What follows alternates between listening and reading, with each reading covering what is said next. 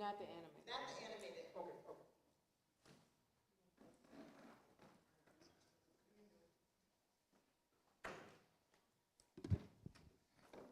Good afternoon, everybody.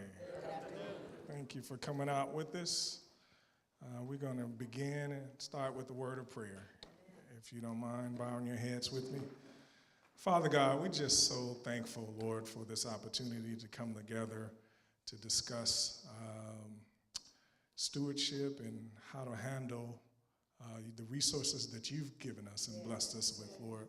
We know that the Word of God says much about it, and we want to learn more on how to handle it better for your name's honor and glory. So be with us now, be with all the presenters. We thank you for all those who've come out and all those who are on their way. We pray for a special blessing upon this event, that your name will be lifted up and glorified. We thank you in Jesus' name, amen.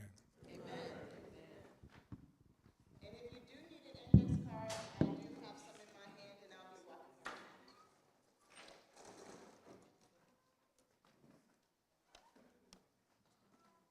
My family. We're really loud and dramatic. Well, my mom's side of the family is very Italian, so it's familia, familia, familia with everything. I was adopted into my family as a baby, which is really awesome. And so I have probably a more unique view on family than just they're blood, so they're part of the family. Our family includes 8 very small, furry, and feathered creatures who are really our children. My parents are both really bad communicators, and then they're divorced too, so it's not like I can be like, parents, what do you guys cumulatively want to do at the end of your life? I think it's kind of a morbid conversation to have. It's like, hey, mom and dad, let's talk about what happens to your stuff after you die. Just with my grandma's death last year, she was just super secretive with a lot of stuff. So when she passed, nobody knew anything. Nobody knew what she wanted to do. Nobody knew how she wanted it done. My mom doesn't have a will. She just has a safe that there's a code somewhere. And if I need to enter it in, if some emergency happens, I need to find that piece of paper. And that's all that she ever tells me. It was just a really messy situation because he only left it on a piece of paper and it didn't really have any legal standing, and it led to a lot of different conflicts in my family. For me, filling out a will is a very loving and kind thing to do to my family, so they don't have to deal with that or guess. They're already dealing with something like a loss or a hardship. The last thing they need to do is be consumed with this whole other thing that could kind of cause a lot of issues or problems that it seems like are easily preventable.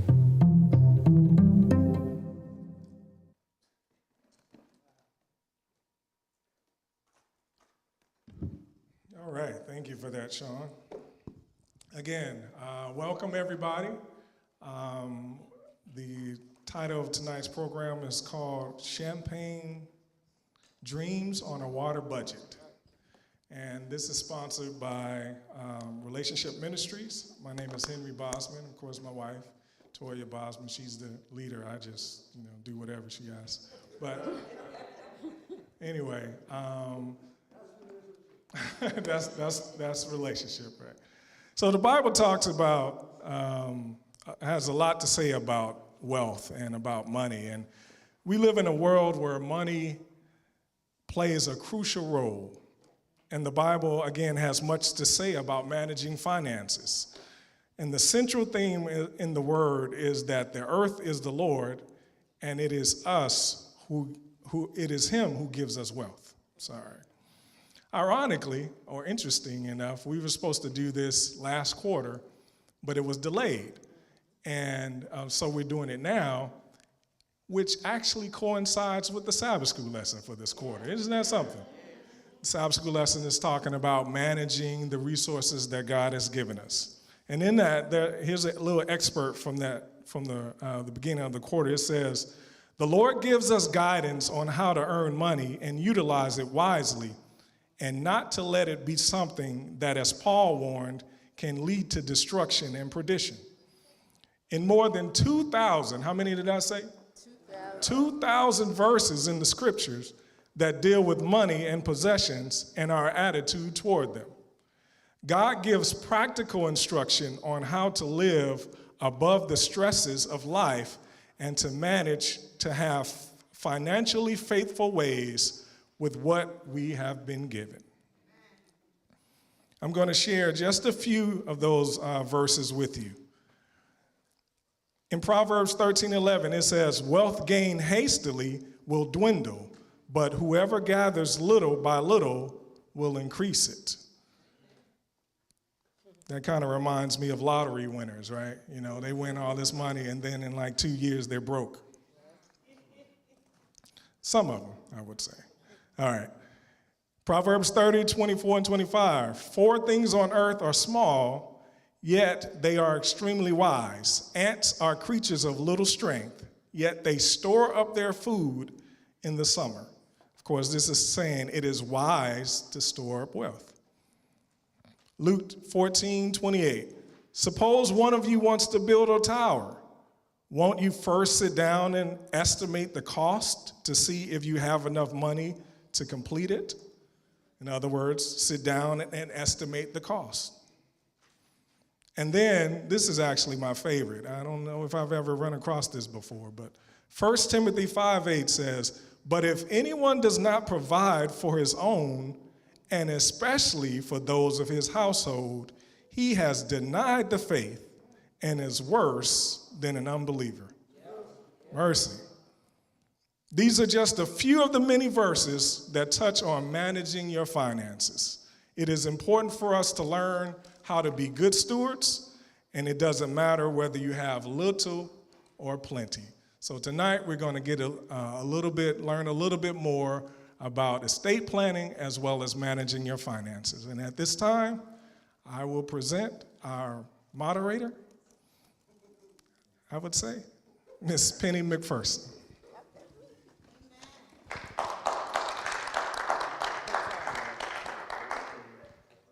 Good evening and hello. It's so nice to see each and every one of you here this evening.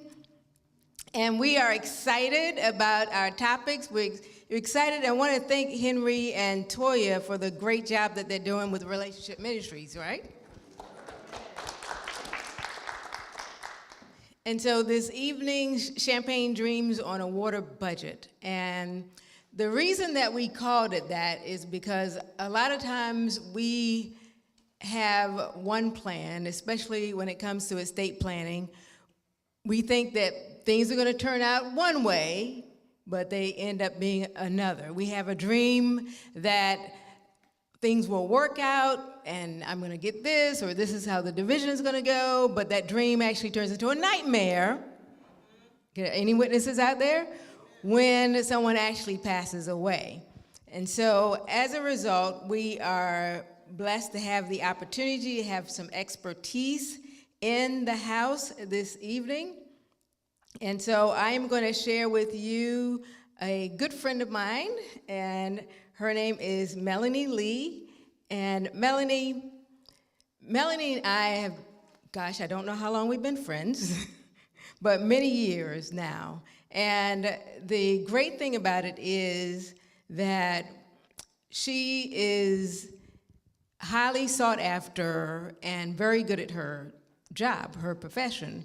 And she's spending this time here sharing with us. And so she is a believer in God, and Jesus Christ is her personal Savior.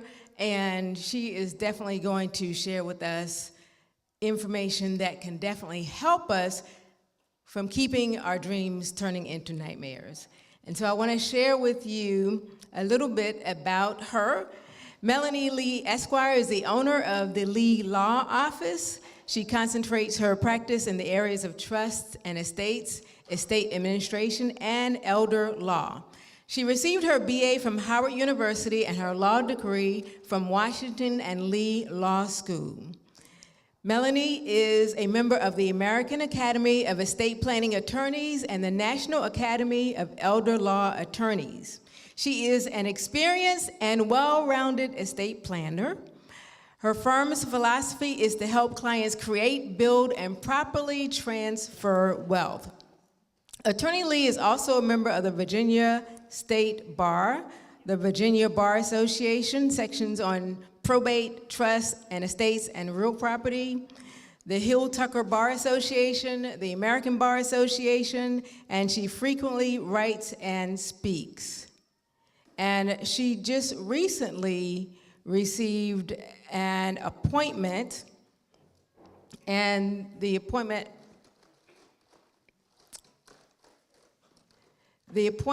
is, and I'll explain it this way. If it was called, I don't remember the name again. Thank you. Assistant Commissioner of Accounts. And so that's not in her bio yet because that's so new. But as the Assistant Commissioner of Accounts, she hears cases where there's a discrepancy. And so basically, ladies and gentlemen, here comes the judge. And so at this time, I would like to welcome Melanie Lee Esquire, who's the first African American to be appointed to that position.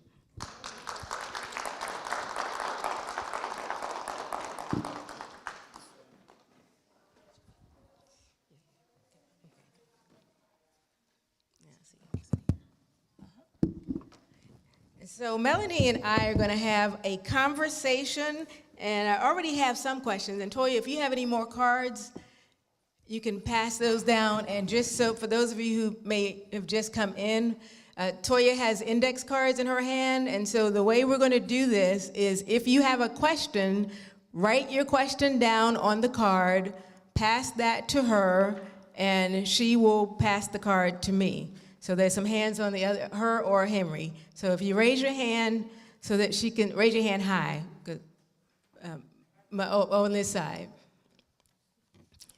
And they will get you the card. So if you have a question, please write your question down on the card. If you're unable to, ask a neighbor to write it for you.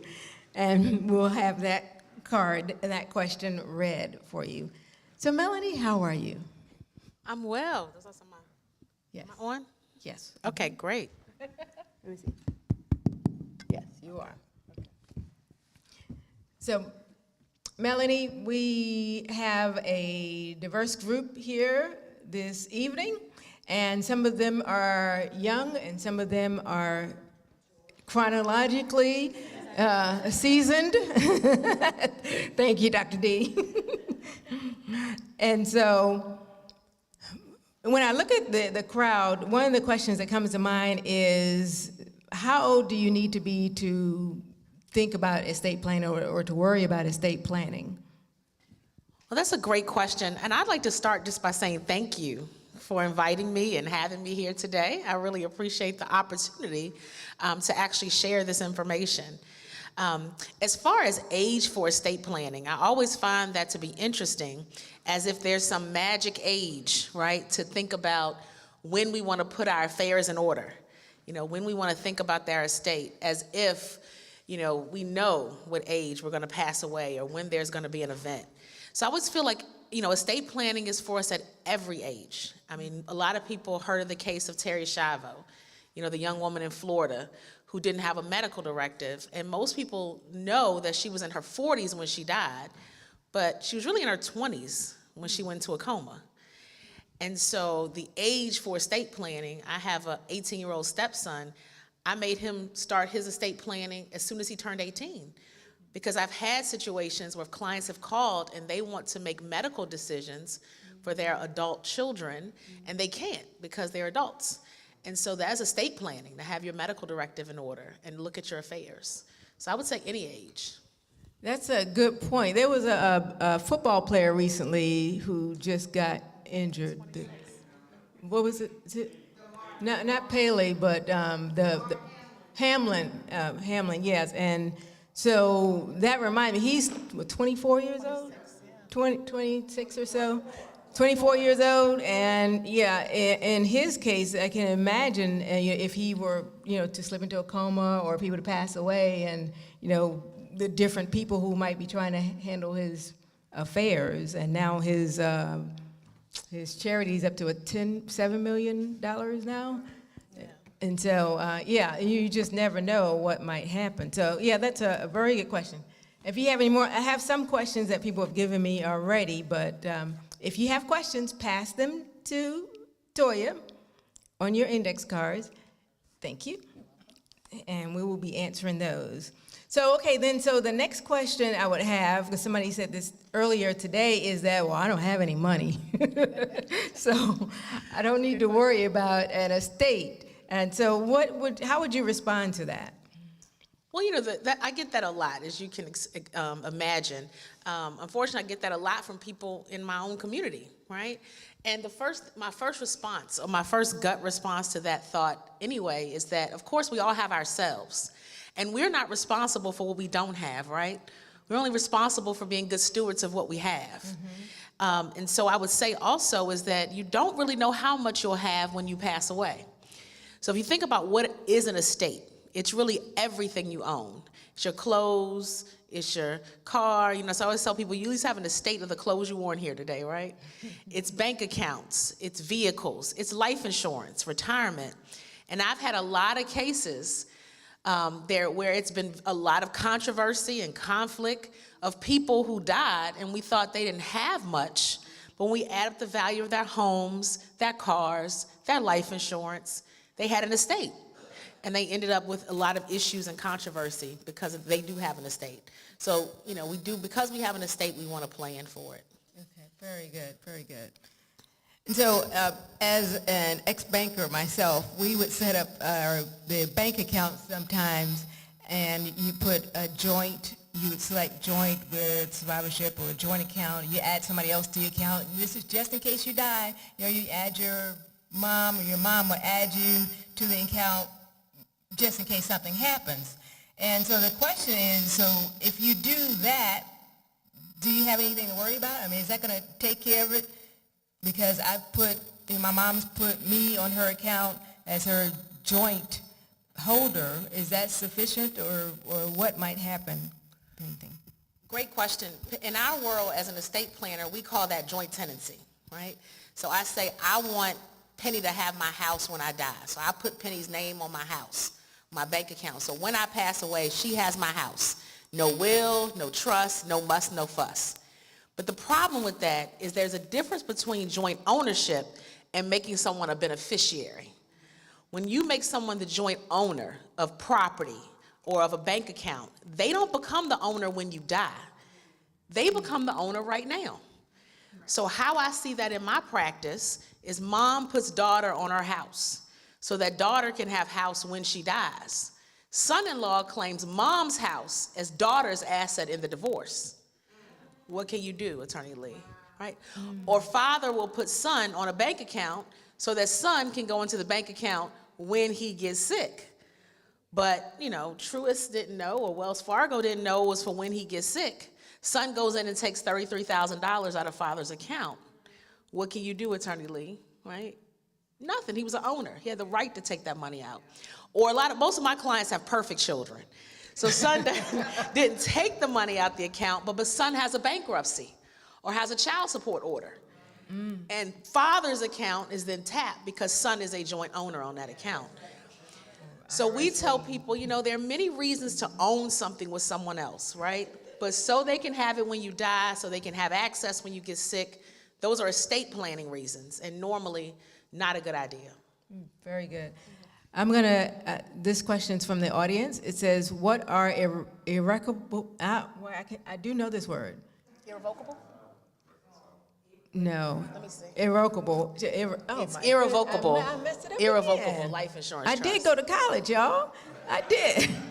That's okay. Life insurance trust.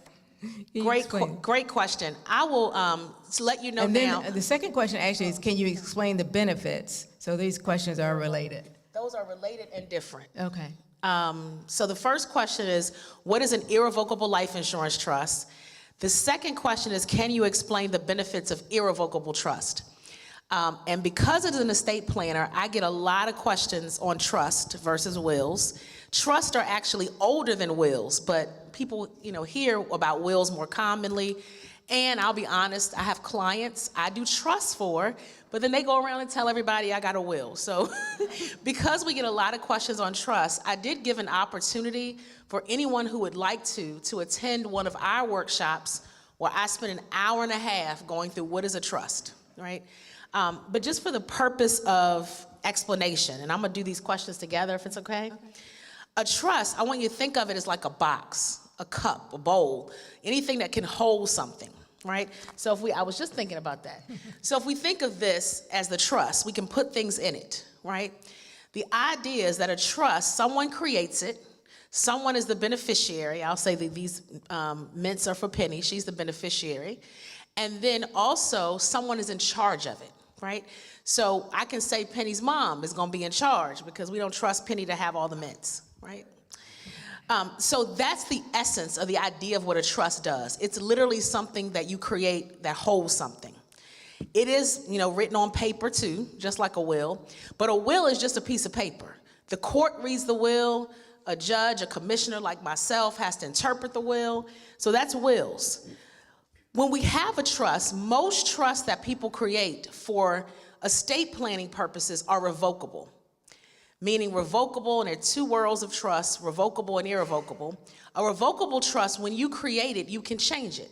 So I can say today Penny gets the mints, tomorrow I can say she doesn't. I can change my mind. I can put things in it, I can take things out.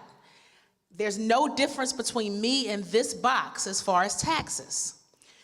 With the exception in irrevocable trusts, I create those with the idea that once I create it, I cannot take things out of it. So the idea is that I create it, I'm the person who draws it, Penny can still be the beneficiary, but Penny's mom will be in charge of it, and there's nothing I can do to change it once I create it. So why do we create those? To the second question, the benefit of that is, well, what if I do have a taxable estate, or I'm worried about Uncle Sam? I can create this trust and say, this is not my money. I want to pass it and not pay taxes on it. So we create irrevocable trust a lot for taxes. The most common use in my practice, because right now the estate tax, meaning what Uncle Sam looks at as far as wealth, is about $11 million in tax for inflation. So I don't get a lot of clients with federally taxable estates. I have a few. But the other reason a lot of my clients create irrevocable trust is maybe they don't have 11 million, but they might have a couple $100,000 or a house, and they're worried that one day they might have to go into a nursing home. Medicaid, right, that pays for nursing homes, says that everything you own, if you have more than $2,000, almost all of my clients have more than $2,000, they say, look, if you have more than $2,000, you have to spend all of your money before we will help you at all. So they say Medicaid says everything counts against you for that anything more than $2,000. So we create trusts, right? So we say technically these mints count against you.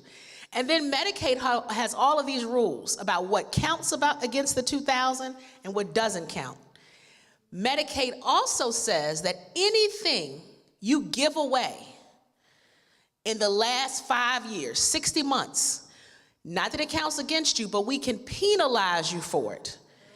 So my most common clients, a lot of my clients between their 60s and 70s will say, look, I'm pretty healthy, but I got a house, I have money, but I don't have $11,000 a month to pay for a nursing home. So I want to take my house and my stuff and put it in an irrevocable trust. Once I create it, I can't deal with it.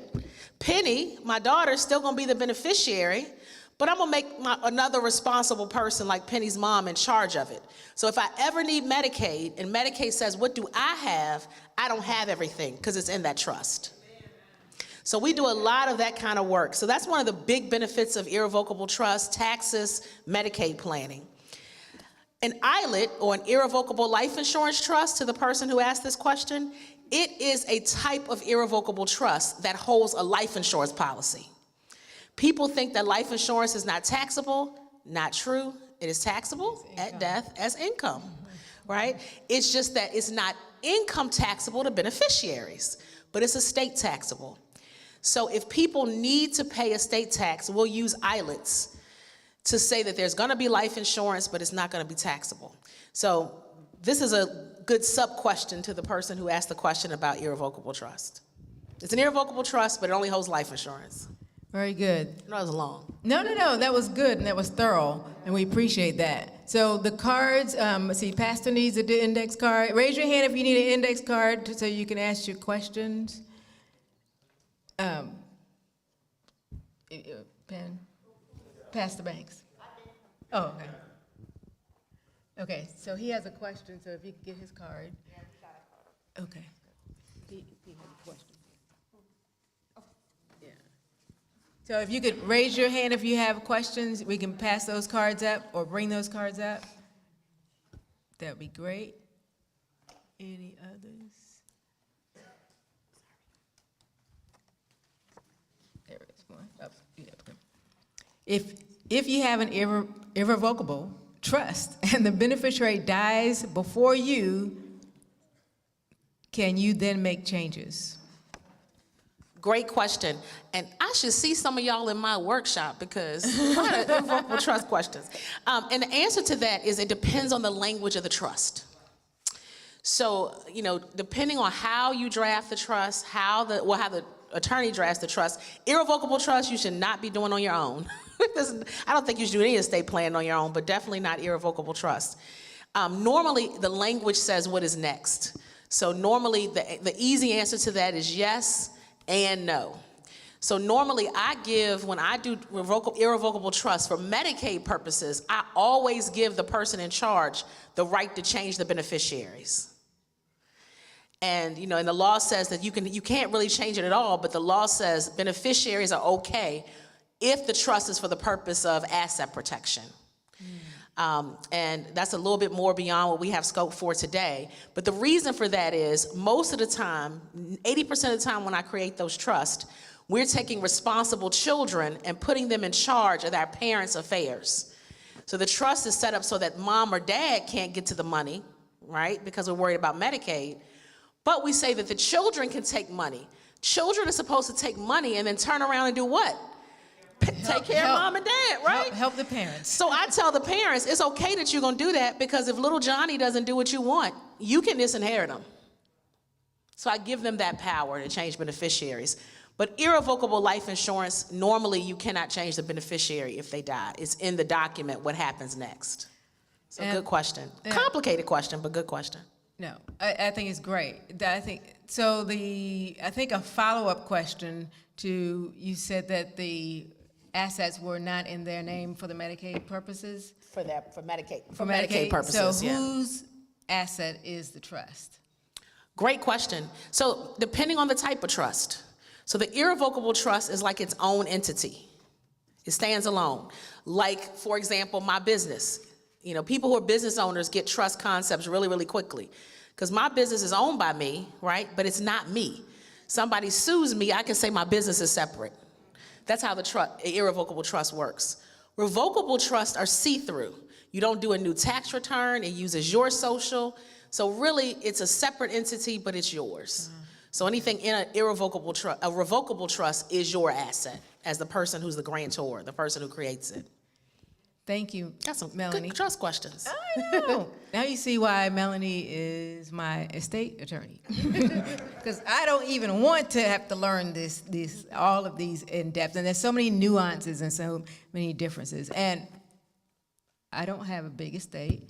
So just like Melanie said, specifically, I mean, if you own something, somebody's going to want, maybe, I don't know, but something that I might have, but whatever it is, your 401k, your beneficiary, your bank account, whatever it might be, your house, your car, there are, I'm sure you've seen in your experience, people who squabble over stuff. Absolutely. And, you know, it's good estate planning should take in mind your family, your beneficiaries, all of that. I am not a trust lawyer. I'm an estate planner. So we do a lot of trusts. We do a lot of wills. We meet with people and tell them you don't need anything at all, right? Your estate's fine. So, you know, what I'm saying is really estate planning is about the collection of those things, including looking at your own personal family situation. Very good. Very good. And I appreciate that. If there's not something that they absolutely have to get, then you would let them know that. And so Absolutely. Transparency is important. And you alluded to the seminar at the Lee Law Office. So someone's asking, when is the seminar? So we have them monthly. And in fact, if you go through our website, sign up, get us information where we can invite you, and you can note that you saw me here today, and you'll be invited as my guest. Our seminars for January are the 17th 18th and 19th, but they're all on my website. But we have them literally every month. In fact, one of the blessings of the pandemic, and the pandemic, I'm not insinuating it was a good thing, but all things can work to our good. Right. One of the blessings of the pandemic is that we have many more multimedia opportunities for people to attend seminars. So we also do webinars. We even have it videotaped, and we'll send it to you. We just want people to get this information. So if you contact our office, send us an email, say you saw me, you met me here today. I will tell you, if you don't fill out that form and you say you met me, I won't remember you. You have beautiful faces, but I just won't remember all of them. So I only remember you because my office will have your name and information. Very good.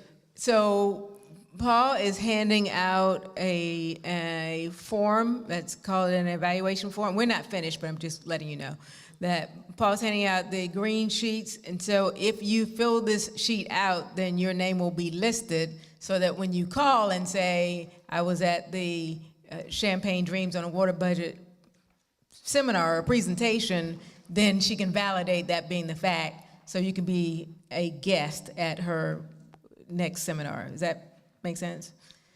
Okay, very good. So the question here is, what is the approximate cost to prepare a trust document? That is a fabulous question. And I love that question because it's kind of almost like the get what you pay for. Because, you can get a LegalZoom.com trust for, a couple $100. But like a client I met with last week, she told me, I paid $200 for this, and I don't think, blah, blah, blah, blah, blah. So, well, you should have done something else with your $200 because this document just will not work. And so I would say in our area, the biggest thing you'll look for is that for trust or Medicaid work, you typically want to ask the lawyer, what else do you do? So you want to work with someone that, at least half of their practice is doing estate planning. If you're an attorney, I can represent you in your divorce. I can go to court and represent you on a speeding ticket. The state bar has no rules about what type of law I can practice. That, I will tell you, in today's world is pretty scary. But that is, very few lawyers now, what we call general practitioners, they do a lot of everything. One of my biggest referral sources is lawyers, because client comes in and says, they say, I'll do your will. What they mean is I'll throw a will together for you and I'll use that little money to pay my light bill. And then as they're working with the client says, I have a special needs child, or I'm worried about Medicaid. And they're like, whoa, I better get somebody on the phone that knows what they're doing. So the difference typically in cost will be cost from people who are general practitioners. And then there are costs if they're attorneys where they do estate planning, and that's what they know. Most of my colleagues to do trust planning, if someone's charging less than a couple $1,000s to get that done, you're probably somewhere that they don't know what they're doing. Wills usually have a different price point. So I will say, if you attend our workshop, we give you our fee for doing trust. But those are the kind of questions you want to ask, just not how much it costs when you talk to them, what kind of experience they have, what other types of law do they practice, what's their hourly rate, right? If they say their hourly rate is $300 an hour, but that's what it costs to do your will, that means they're not going to put a lot of time, or they don't know anything. So you bring up a good point, because I want to mention the green forms that she's filling out. If you attend a seminar, then you get a free consultation with her or her firm. So a free consultation is free. So you can meet with her and she says, okay, you're straight, you're all together, you don't have to worry about it, you got all your ducks in a row. Or she can let you know, okay, this is what I can do for you to save your dream from becoming a nightmare. So this kind of relates, Melanie, to the next question. It would ask how much does a will cost, but then it also asks, can I use a notary to legalize the document? That is a good question. I will tell you that a notary is not legalizing any document.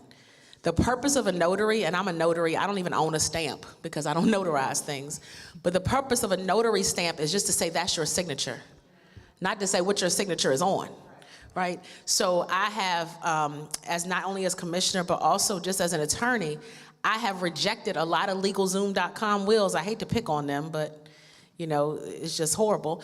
I've notarized have those documents. They're properly notarized. The document just doesn't do anything, right?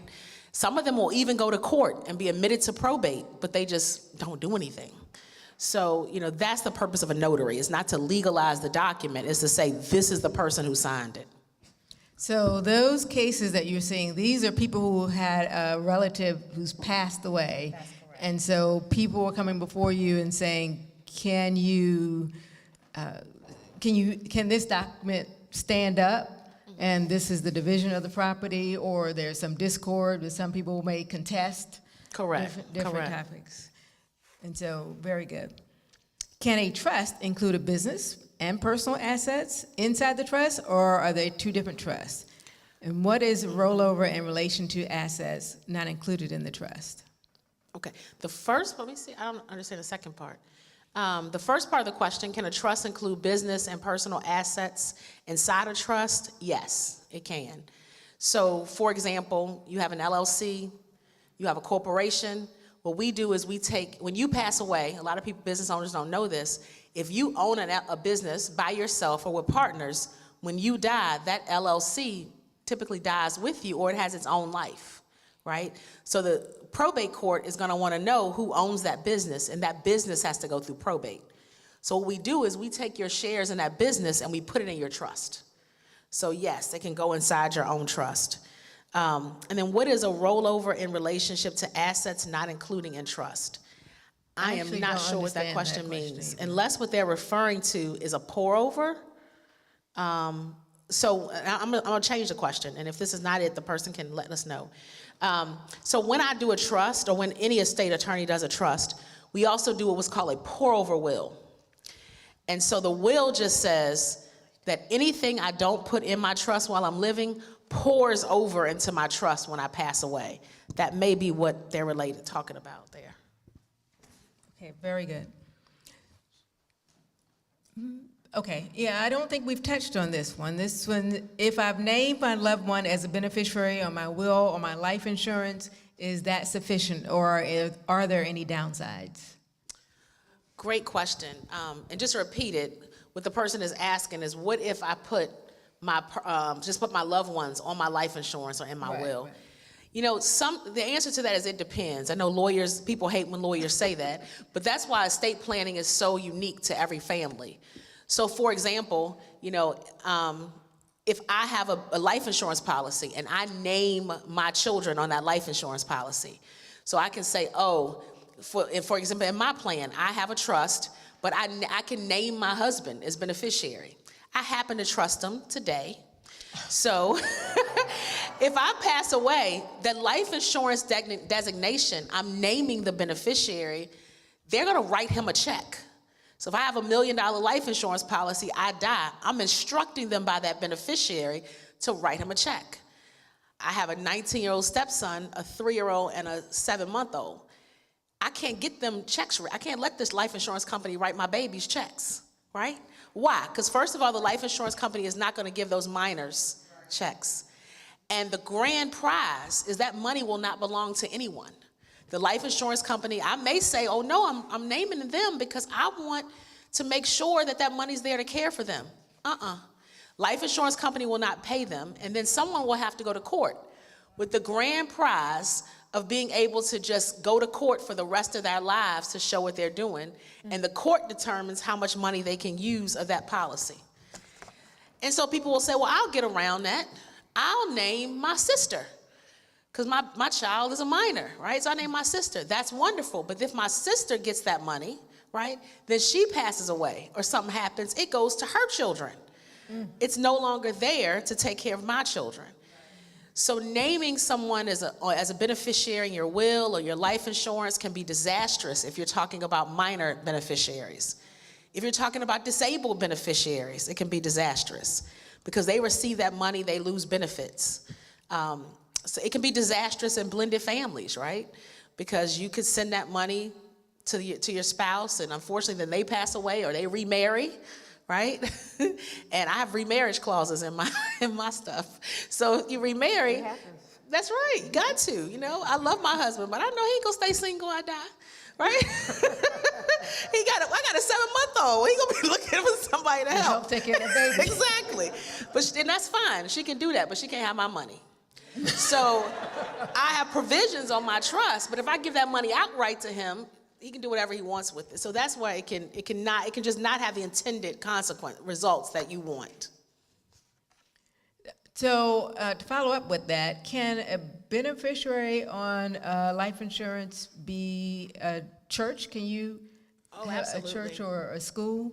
Absolutely. In fact, one of the things I always say, if your church is important to you during your life, it should be important to you at death. And so, we often help people, if you have charitable inclinations, how to include your church in that ministry in your church, in your estate plan. Okay, very good. And I think this is a very good question, a simple question. What are the benefits of having a will? If somebody dies with one, somebody dies without one. Well, I always say everybody has a will anyway. The only question is whether you wrote it or the state of Virginia wrote it for you. Okay. Right? So if you pass away, it's not that you don't have a will, it's just your will is intestate law by the state of Virginia. So the state will say who's in charge, the state will say what happens to your money, the state will say what's the process. And the relatives will fight. And most of the time, even if they don't, like I said, a lot of my clients have perfect families. Yeah. I mean, they're all perfect families in here too. Perfect Nobody families, ever yeah. disagrees. So over not the anything. point. It can be very costly. Of course, the state writes themselves in as a beneficiary. And so the benefit of having a will is that you're dictating. And I would say, I kind of don't tell people that they need a will. I tell people they need an estate plan. You need to look at everything. Where is it going? How are things owned? What happens if I become disabled? No one reads a will until you die. This is true. Yeah. So Death as long is as not you're the worst breathing, thing. the Yeah. will doesn't go into effect. And I'm going to guess the same thing is if you just have a power of attorney, because a lot of people have power of attorneys, but power of attorneys cease at death. That's correct. And so That's correct. that's another misnomer that some people have. So the next question, any other cards out there with questions? So we're getting ready to wrap this part up of our presentation. So if you have, okay, so we have some more questions coming for estate planning. But if you raise your hand, if you have any more questions for the estate planning portion, and then after this, we will be graced with the presence of 3 great panelists. So I just do a little commercial for them. We'll wait for those. We have Julian Jean-Pierre, who will be joining us, along with Shanice Guandike and Winston Lucum. And we are pleased for their presence, and we look forward to their sharing. So, Melanie, are wills transferable between states, such as Virginia or New York or other states? Oh, that is a fantastic question, whoever wrote that. The answer is no, right? Wills are actually read according to the law of the state in which you pass away. So if Wait, so if I go to Florida on vacation, That's right. But no, on vacation, you're not going to change your residency. okay, You're on just, residency, Just okay. vacationing. Okay, residency. So where you die, your residency. Where you're a resident when Okay, you die. got you. Go ahead. Yep. So, that's a great question, though, because a will in Virginia is not necessarily a will in Florida. That's one state I've actually had that before. Person lived here, right? Well, lived in Florida, passed away, decided they were going to move from Florida here, be closer to grandchildren. Why else would you come somewhere colder? And passed away here with a Florida will. That will would have been accepted in Florida as their last will, but it was not accepted in Virginia. Because when you pass away, the state in which you're a resident reads the will. A will is basically just a piece of paper, right? State law says if a will is a will. So it's read in accordance with the law of that state, right? And then that state says whether or not that will is actually a will by their state law. Very different than trust. Normally the pull of a will that goes with the trust follows will rules. But with the trust, I'm putting assets in it. So if the assets are in here, it will follow the rules of the box that it's in. So the box will follow you wherever you go with Correct. the trust. You still have to update it, but it does follow you. The will is based on the state. It's just read, yep, according Yeah, to the it's just law. read. So in that situation, what happened with that person? Great question. They died intestate, right? Remember I said you don't ever die without a will? The state of Virginia said, look, it's going to be those laws. And in this case, they had 2 children. They had one they wanted to give property to and assets, and they had all the reasons why in their Florida will. They had 1 child they wanted to disinherit, and they had all the reasons why in their Florida will. But Virginia read the will and said, we cannot accept it. Here's how you could fix it. We could not fix it to make it work by Virginia law, and so property went by state law, intestate, and everything was divided between the 2 children. Okay, this one is a multifaceted question. General and executive power of attorney. So I'm thinking they want to define these. Medical power of attorney, the limitations and purposes of them, and a living will. So general executive power of attorney, medical power of attorney, and a living will. Okay, normally a basic estate plan will include a general durable power of attorney. General meaning it covers everything. Durable, meaning even if you're disabled, it will outlive you, and meaning that the person can use it, right? So durability says, even if I'm disabled, this power of attorney works, right? And to help people understand that, many of you have probably purchased homes, right? When you purchase a home, you sign a power of attorney. It's usually a specific power of attorney, only for the purpose of that house deal and transaction. A general power of attorney says, no, it covers anything with my finances. And even if I'm disabled, I want this document to work. So that's the financial power of attorney. And then the person here asked about 2 documents that also only work during your life, but they deal with medical, your person. One is a medical power of attorney, and the other is a living will. Now, in the state of Virginia, we have combined those. We're one of only 15 states that have done any work on this area. We've combined those into one document called a Virginia Advanced Medical Directive. And so it has both of these 2 parts. It says, look, if I can't talk to doctors and physicians, I want Penny to do that, right? I name an agent. It's who I want to do that. And then the living will says, look, I don't want to be kept alive on a respirator, and I don't want to be kept alive if I am brain dead. And I always say to my clients, if you do nothing else, right, you're going to complete those medical documents for your family. Let them know. So when that time comes, regardless of what your decision is, let them know what you want and put it in writing so they're not feeling like they're making that decision for you, right? You've already said who you want in charge and who makes decisions. I'll tell this really, really briefly. I've had families where everybody gets along and it's wonderful, and then because there's no medical directive, mom didn't say what she wanted, family is at odds. And I use the example, Penny knows my sister is my best friend. I named my baby daughter after her. We are tight. But if I think she killed my mama, we're not gonna be friends no more. It's just that simple. And whenever I give that example, people kind of do what happened here. They chuckle a little bit. But that's the emotion I see with families. So you your killed sister mama decided without to me. pull the plug. Yeah, you She pulled decided the to pull the plug and I plug. didn't get there. And that's not what mama wanted, right? So that's the emotion that we see between families. And most of the time, you can get these documents without a lawyer and complete them. Absolutely free of charge. Very good. The next question is, if you had, I had another follow-up question with that. But if you had a parent or child to die without having an estate, how do you take care of his or her business? If the IRS owes them money, how can I obtain that money? Parent or child? Yeah, I mean, that's a great question, but it's kind of back to this, what we talked about before. No one dies without a plan. It's state law.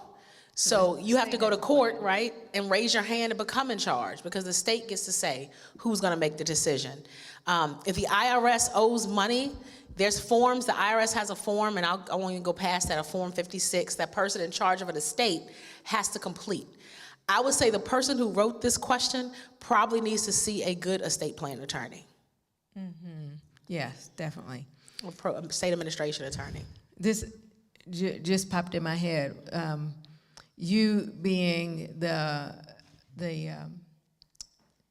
one who advocates on behalf of, and I was just thinking about us as Christians and how we have an advocate, an advocate who knows the law and who knows it backwards and forwards, so that the enemy can't come and say, I want to claim this particular life, because our advocate, Jesus, says, no, the law says this. I can claim her for myself. I'm sorry, that just popped into my head. But, she's doing such a great job, am I right? She's doing such a great job that, it makes it very, very plain, and it just gives me that visual.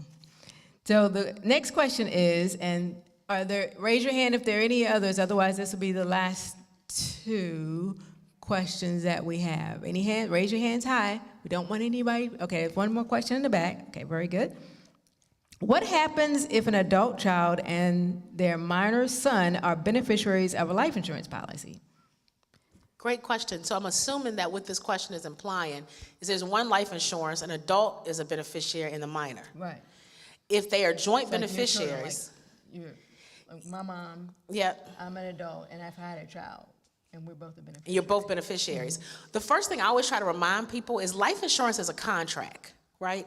You basically pay the company money, and you say to them, on life, you're saying, well, for car insurance, it all works the same. Car insurance, you pay them a premium. So if I get in a car accident, you're going to step up and pay. Life insurance, I die, you're going to step up and pay. And I tell you who. First, state law says that they cannot pay a minor, right? So no life insurance companies will pay minors. So the minor's policy will go into a trust, in the sense of not a real trust, but a sense that the life insurance company will hold it until someone, the court says, who can go and get that money on behalf of the minor. And then the court will hold that money. So that's what happens if we're in the state of this, in Virginia. It won't matter. This is like kind of a red herring law school question. It won't matter that it's an adult child that's beneficiary of half of it. It each is their own beneficiary, right? So the question here will be, if they're minor when the person died and that life insurance company was going to pay, the same thing we talked about earlier. The adult child could get their money. I literally had that case very early in my practice. A teacher died. She was probably one of these people that said, I don't have anything, right? But she died owning a $500,000 term life insurance. Got breast cancer, very young. She died with 3 children. The oldest child at the time was already 19. And so he received his third of the insurance.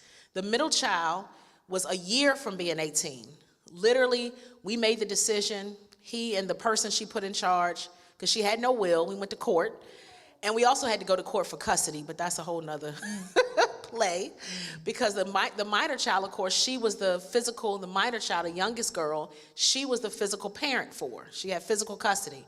Father, who had not been in child's life, stepped up, thinking that she was going to get a third of this money. Once he determined that he lost custody, court was like, no. You can be in your child's life, but you're not going to be in charge of this money. He lost interest in being part of her life too. However, in her third, basically, we let the court keep it, right? We had to go to court. We got in charge of it. Literally, I say this because she holds the record of blowing through $200,000 faster than any beneficiary, still to this day. 6 months after, when she turned 18, she showed up in my parking lot. Boyfriend was driving, got her check, and within 6 months was calling me. And the only thing she had to show for that money was literally a little small condo she purchased. And a nice lawyer had to tell her, you can't afford to keep it because you spent all your money and you're in school.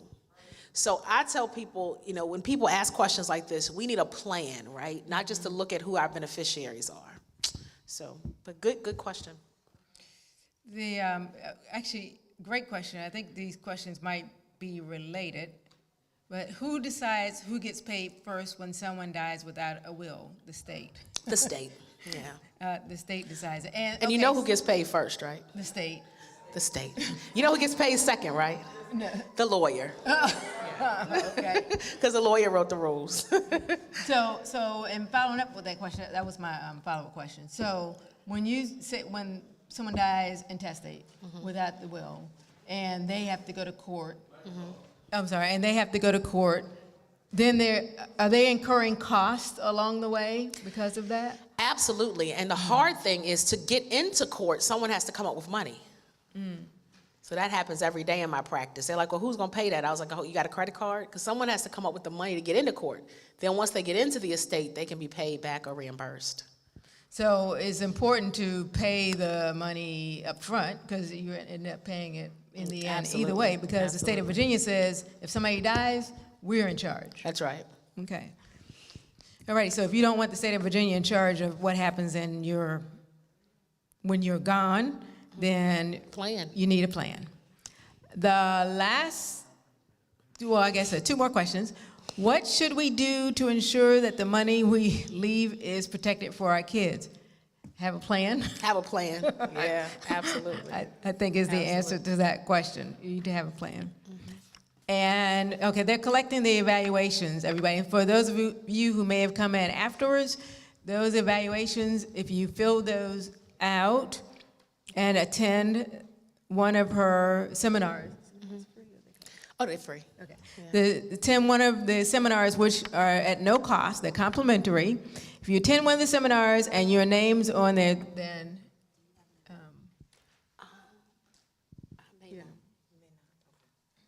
But I have business cards. We can go by- okay.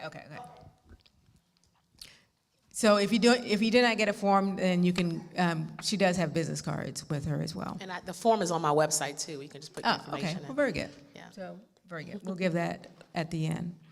So, last question. No more questions out there? No other raising hands? No? Okay, very good. Can I depend on the government to take care of me if I become disabled? SSI, for instance, does exist. What do we need to know about that? Oh, great question. And I'm assuming what this question is referring to is if I become disabled, long-term care. I don't know who asked, but that's probably the question, which we touched on a little bit at the beginning. And what we're talking about is paying for long-term care, right? So how do we pay for that? Most people know if they need long-term care, it can be $11,000, $12,000, $13,000 a month. Very few people have that to pay for care. It's a lot. Yes, it's a whole lot. And so really there are only 4 ways to pay for that. You know, out of pocket, right? Which I tell people you can't collect enough assets to pay that. It's really an income issue if you have that kind of income. The second way to pay is long-term care insurance. And a lot of my clients get that. Of course, you all probably know some of the issues with long-term care insurance, right? It's expensive. Premiums keep going up. Companies like to cancel on people. So there are issues with long-term care insurance. Third way to pay for that, of course, is Medicare, but Medicare will only pay for 100 days. And then the fourth way to pay for that is Medicaid. Medicaid, of course, will pay, but it ends with the word. I always teach my clients, Medicare ends with care. So we created it because allegedly we care about seniors in this country. Notice I said allegedly. So if you're over 65, in fact, you know, Bill Gates turned 65 last year. He will qualify for Medicare, but he probably will not qualify for Medicaid. Medicaid ends with the word aid, right? It typically looks at your income and assets to pay for care. And so most of the time, we help people look at all of those potentials on paying for long-term care and deciding how will they write that check for $11,000, $12,000 a month if they need to. Just because it bears, and our time is almost up. Can I just see a show of hands? Anyone's a veteran or a spouse? And first of all, I always think it's appropriate to say thank you for your service. And any widows of veterans, because we know it's not just the veteran that serves, but the families. Thank you for your service. I saw 5, there's some women over there too. But just to note that the VA has a benefit for veterans and spouses of widows of veterans. Unfortunately, that benefit also looks at your assets and income. So if you have questions on that, I have stuff on my website, but I did want to note that that's important as well. The only ways to pay for it. Very good. The Bible says that my people perish for lack of knowledge. So it's interesting, I want to say, when you perish, if there is a lack of knowledge, then it may present discord and families. How many of you, not necessarily your own family, or maybe you know someone's family who, after someone's passed away, there was some disagreement? Raise your hand. Okay, 1 person, 2, okay, 5. Yeah, exactly, all of us. And so we know that God is not a God of confusion, and so this presentation has been here to help you, sponsored by the Relationship Ministries Department, to help you avoid the confusion and answer some questions that you have. And so the great thing about it is, this does not have to be the end of your journey toward making your plan. Right now, today was an appetizer of the full course that's available from the Lee Law Office. And as I mentioned before, she is the first African American to be appointed to the position of being able to make decisions over probate cases. And so we are honored today to have her in our presence. And I'd like for you to join me in giving her applause. So thank you, Melanie. Anything, Thank you for having me. Anything that we left out that's burning, or you want to give your website address? No, absolutely. So I have business cards also, but our website is www.mleelaw.com. So that's our website information. And we love just providing resources. So I always say, even if we're not the right law firm for you, our website is set out. Our workshops are there to provide good information to our community. Very good. And I know that you have people in this audience who are already, besides me, who are already clients of yours. So she is very good and comes highly recommended. So thank you very much, Melanie. We appreciate it. At this time, we're going to show a short video. Sean, thank you. And we're going to ask for Winston, Shanice, and Julian to please come take a seat. Thank you.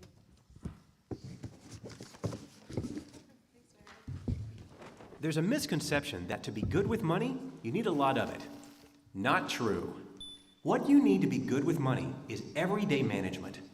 Whether you're planning for yourself or for your whole family, there are 3 basic steps you can take to make the most of your money. 1, create a budget. 2, set savings goals. And 3, tackle your debts. When put into practice, these steps can have a big impact, not only on your monthly budget, but on your overall financial future. One of the first steps to better money management is to create a budget and stick to it. This might sound simple, but you'd be surprised how few people actually do it. You can think of your budget as your guide to reaching your financial and personal goals. If you have trouble covering all your expenses each month, a budget can help you avoid overspending. That's because your budget can help you see and understand exactly where your money is going and whether or not your spending is in line with your personal goals. The next step is to set savings goals. With your budget in place, building your savings will be that much easier because you'll know how much extra money you have each month to allot to your goals. One of the best savings goals to start with is an emergency fund. Building up an emergency fund to help cover unexpected expenses like a sudden medical bill, major home or car repair, or even a job loss can help you avoid going into debt when life throws you a curveball, which it will. Instead of borrowing money to cover these emergencies, you'll already have the money saved up, and this could end up saving you a lot more money in the long run. Start by building up 3 months' worth of expenses as a goal. Once you've established an emergency fund and are living within your budget, you can then figure out some long-term savings goals. Whether you decide to plan for your retirement, or save for a home improvement, college, or even a well-deserved vacation, you'll be better able to set aside some money and have a timeline for reaching your goals. The third step is to tackle any debts you have. First, as you're working to pay them down, you'll probably want to stop adding to the debts you already have. The less debt you have, the easier it'll be to get out from under it. It could also be helpful to know what your debt is costing you each month. Once you know how much your debt costs, you can create a plan that helps you reduce it and eventually pay it off. The sooner you get started, the more money you can save. It's worth noting that managing your debt and your savings go hand in hand. For instance, if you have a debt with a very high interest rate, it may make sense to focus on paying it down at the same time, or even before you build your entire emergency fund. As you make a plan to tackle your debt, setting target goals can help you stay on track as you actually see and feel the progress you're making. These 3 steps are the basic components of money management, and it's easy to see how they can work together. By keeping a budget, you'll know what you have available to accomplish your savings goals and tackle your debts. Having an emergency fund can help you avoid adding any new debt. And occasionally checking in, reviewing your budget from time to time, can help you set long-term savings goals, like a down payment on a home, as your priorities and circumstances change. Now that you have an understanding of the basics, why not take the next step? Being smarter with your money, learning new tips and techniques can help you today and down the road.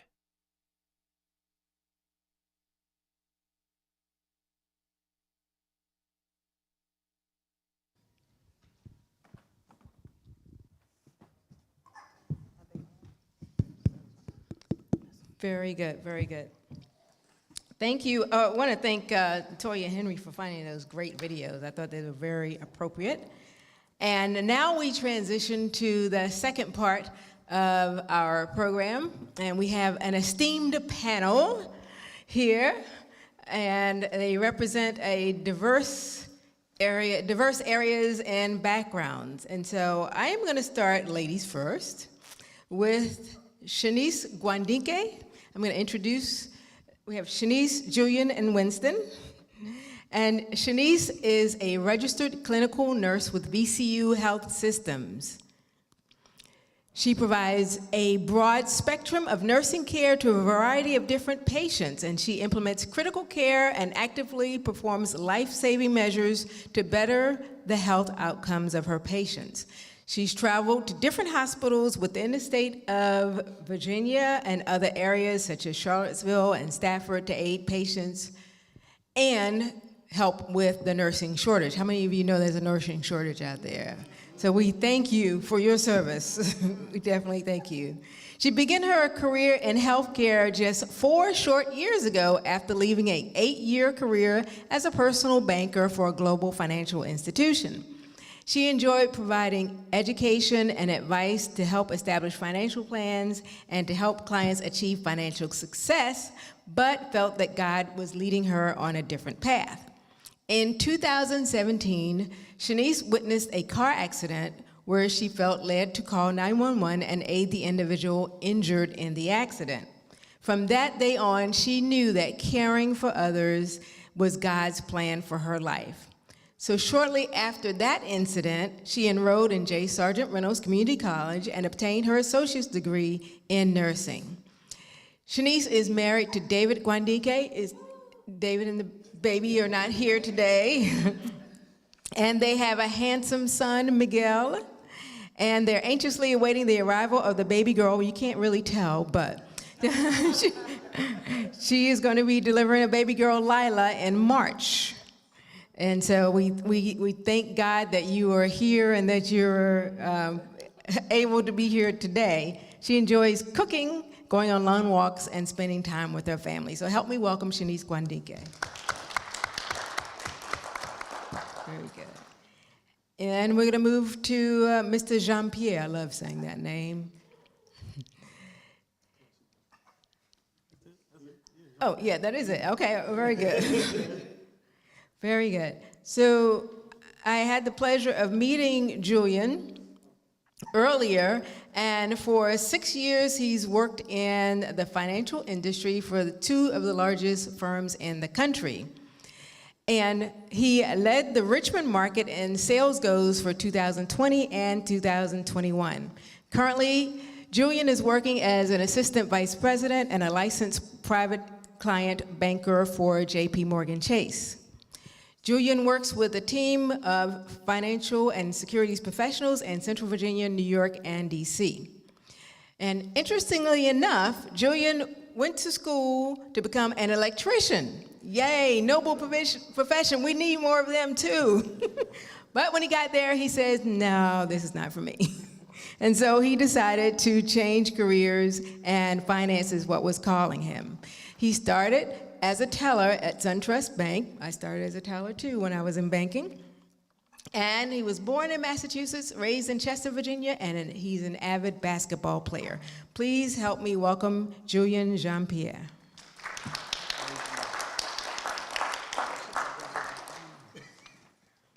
Very good. And last but certainly not least, we have the most seasoned member of our panel, Winston M. Lucum, MBA CICA. And Winston is an accountant by profession. He currently serves as an accounting manager with VDOT, Virginia Department of Transportation, where he assists in overseeing the agency's $4 billion spending budget. Winston served on the board of RVA Financial Federal Credit Union for over 20 years. He is the owner, president, and CEO of Consolidated Financial Services, where he provides tax and financial consulting. So he's about to get really busy here in the next couple of months. His spiritual gifts are leadership and administration, of which we have benefited from. Winston enjoys mentoring young minds and positioning individuals for next level growth. And he was born on the beautiful island, as he will say, of Trinidad, West Indies, migrated to the United States. And he earned his BS in accounting from Medgar Evers College in New York and his MBA in management from Long Island University. He has a CICA, which is Certified Internal Control Auditor, and a CFGM, which is a Certified Financial Grants Manager.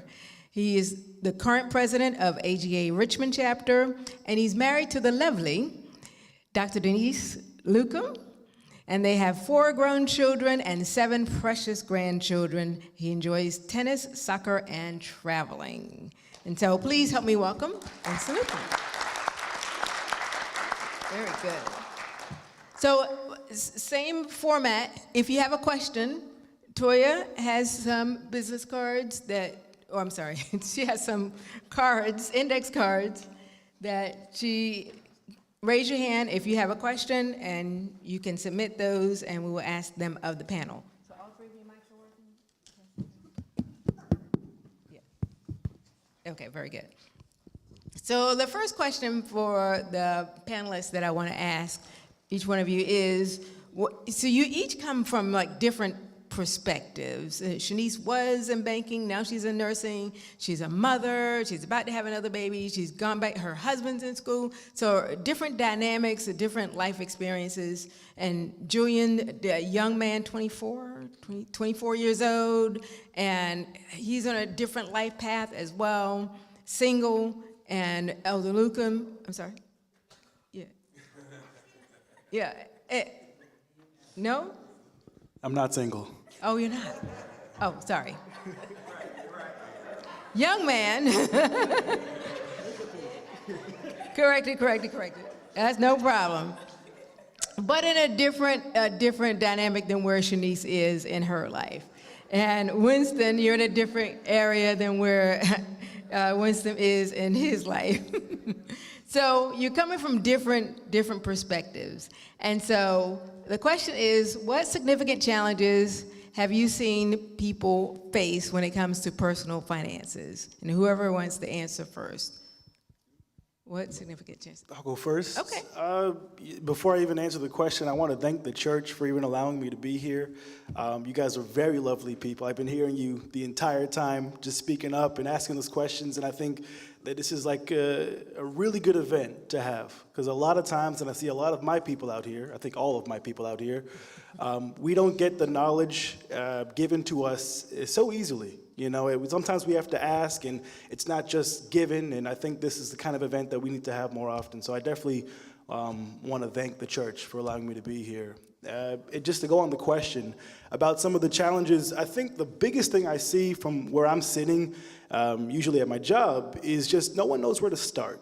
That's like the simplest thing, is no one knows how to start on maybe budgeting, saving money, earning more, building assets, whatever the case is. And I think that once you identify that there is a need for those things, that you definitely are going to build a pathway, and that's my job, is to help you build that pathway, but we have to know where to start, and that's where we come into play. And I think we'll go more into that throughout the entire conversation, but that's probably the challenge I see the most, is just beginning and where to start. And I think that's more so, especially with a younger group. When I say young, I say, between teenagers and I say 35, they just don't know, they don't have the information. And information is key. And even so with older folks as well, with more mature folks as well, they have grown and their lives consisted of just maintaining and surviving. And so beyond that, they just don't know. And that's where the challenge is. Okay, very good. Shanice? I would have to agree. I think it's just knowing where to start.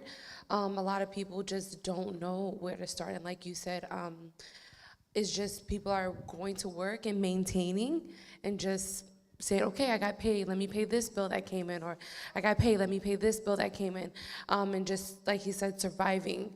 So I think that just like a lot of people don't know about how to establish a plan, or that even a plan is needed if the bills are paid. A lot of people are like, oh, I'm doing good and all my bills are paid. And you don't even realize that you have an issue until something unexpected arises. So I think it's establishing a plan and developing like worst case scenario situations so that you can be prepared and comfortable all around. Very good. It reminds me of a conversation that Tori and I were just having earlier about the fact that I guess both of us, and we probably, maybe we're not alone, but when I was in my early 20s, I got a credit card, I think from a different credit card company, and I was like, oh, gee, I got a credit card. I don't have to pay 10% back. So if I go spend $100, I only got paid $10. And so that's pretty good, right? So I worked down at Chesterfield Town Center, and guess what I did every day after work? I went shopping. But, I didn't know that was not a good, it worked out fine in the beginning, but it came back at the end to bite me. So one of the questions that we have is, what strategy can people use to help pay off debt? Because we know debt is a burden that a lot of people carry.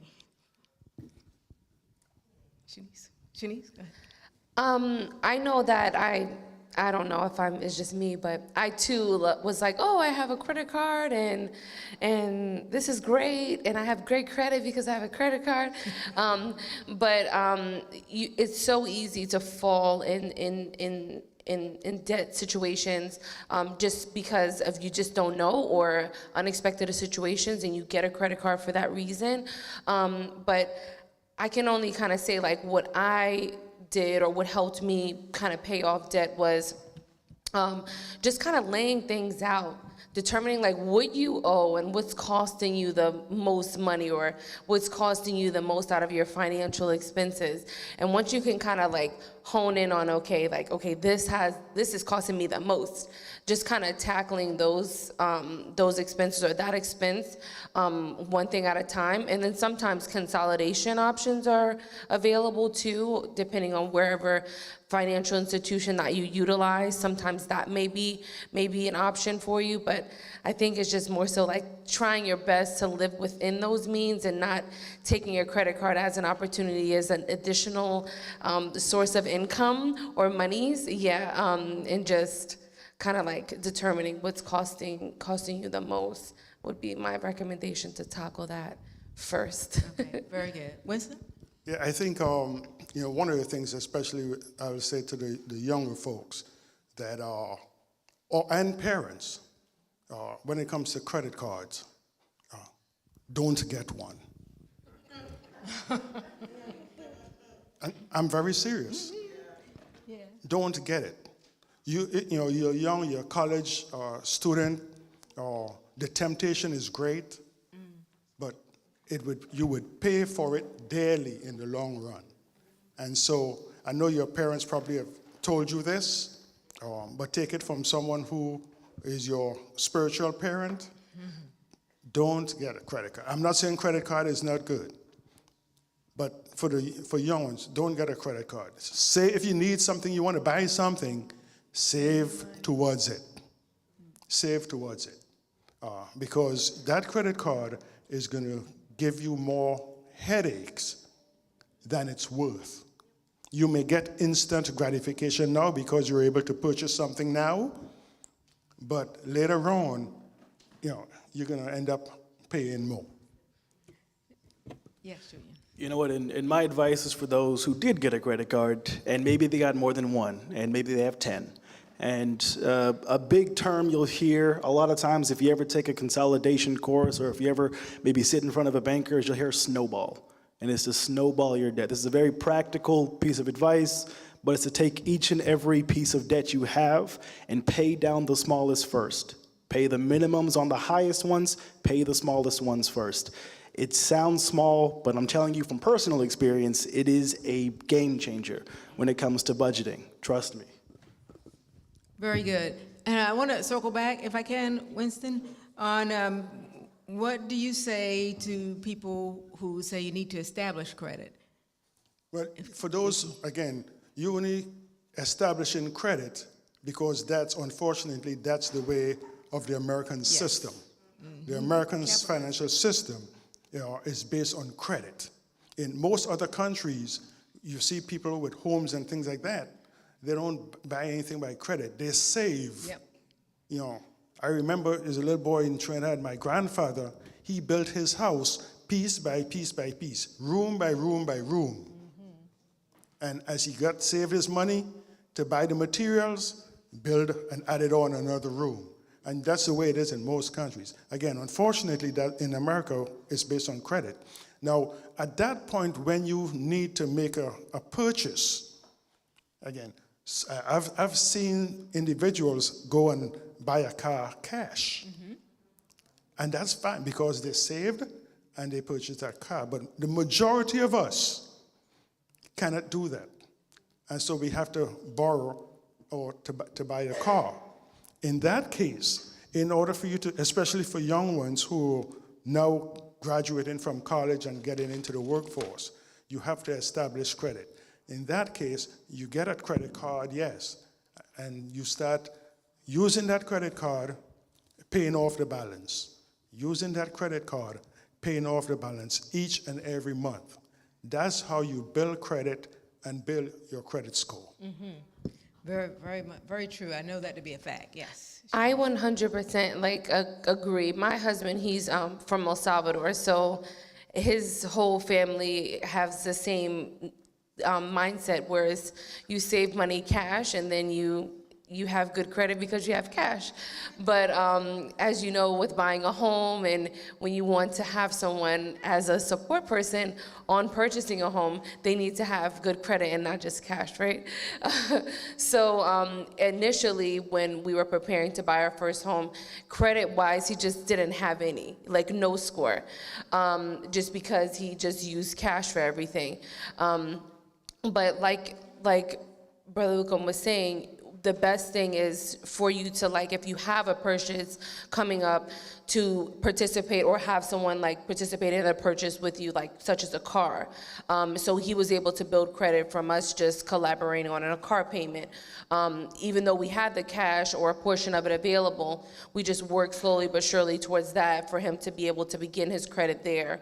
And then later on down the line, it was like a gas card or something like that, where you have to buy gas. So I'm like, while you're at the pump in the car, just go ahead and pay it right now while you're sitting there. You swiped it, it's like $30, so just go ahead and pay it. So that's how.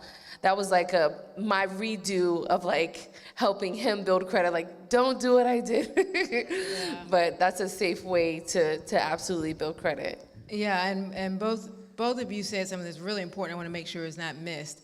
Pay off the credit card, not pay on the credit card. Oh. Yeah, so there is a difference, because the credit card comes and say, oh, you just have to pay just a small little percentage. Don't worry about it, just a small amount. But you charge what you can afford to pay. So charge what you can afford to pay off. And there's so many different options out there, and it's not a credit card sales, but I know one of the things that Paul and I did is everything that we did when we traveled, we put on a credit card and paid off 100%, built up tremendous points. But you gotta be disciplined enough, which I was not in my early life. I thought I was gonna be, but I was even working at a bank. But that's no guarantee that you'll be disciplined. So the next question is, how can you get out of debt when you feel like you're working paycheck to paycheck? And then the question after that is very similar. How can you get out of debt when you feel like you're living paycheck to paycheck? So what's one, and I think Julia mentioned some small things that you can do, but what can you do if you feel like your bills and your money kind of match as they are? Yeah, that's a tough one. I think that's one that the majority of us fall into because that's how the system is set up.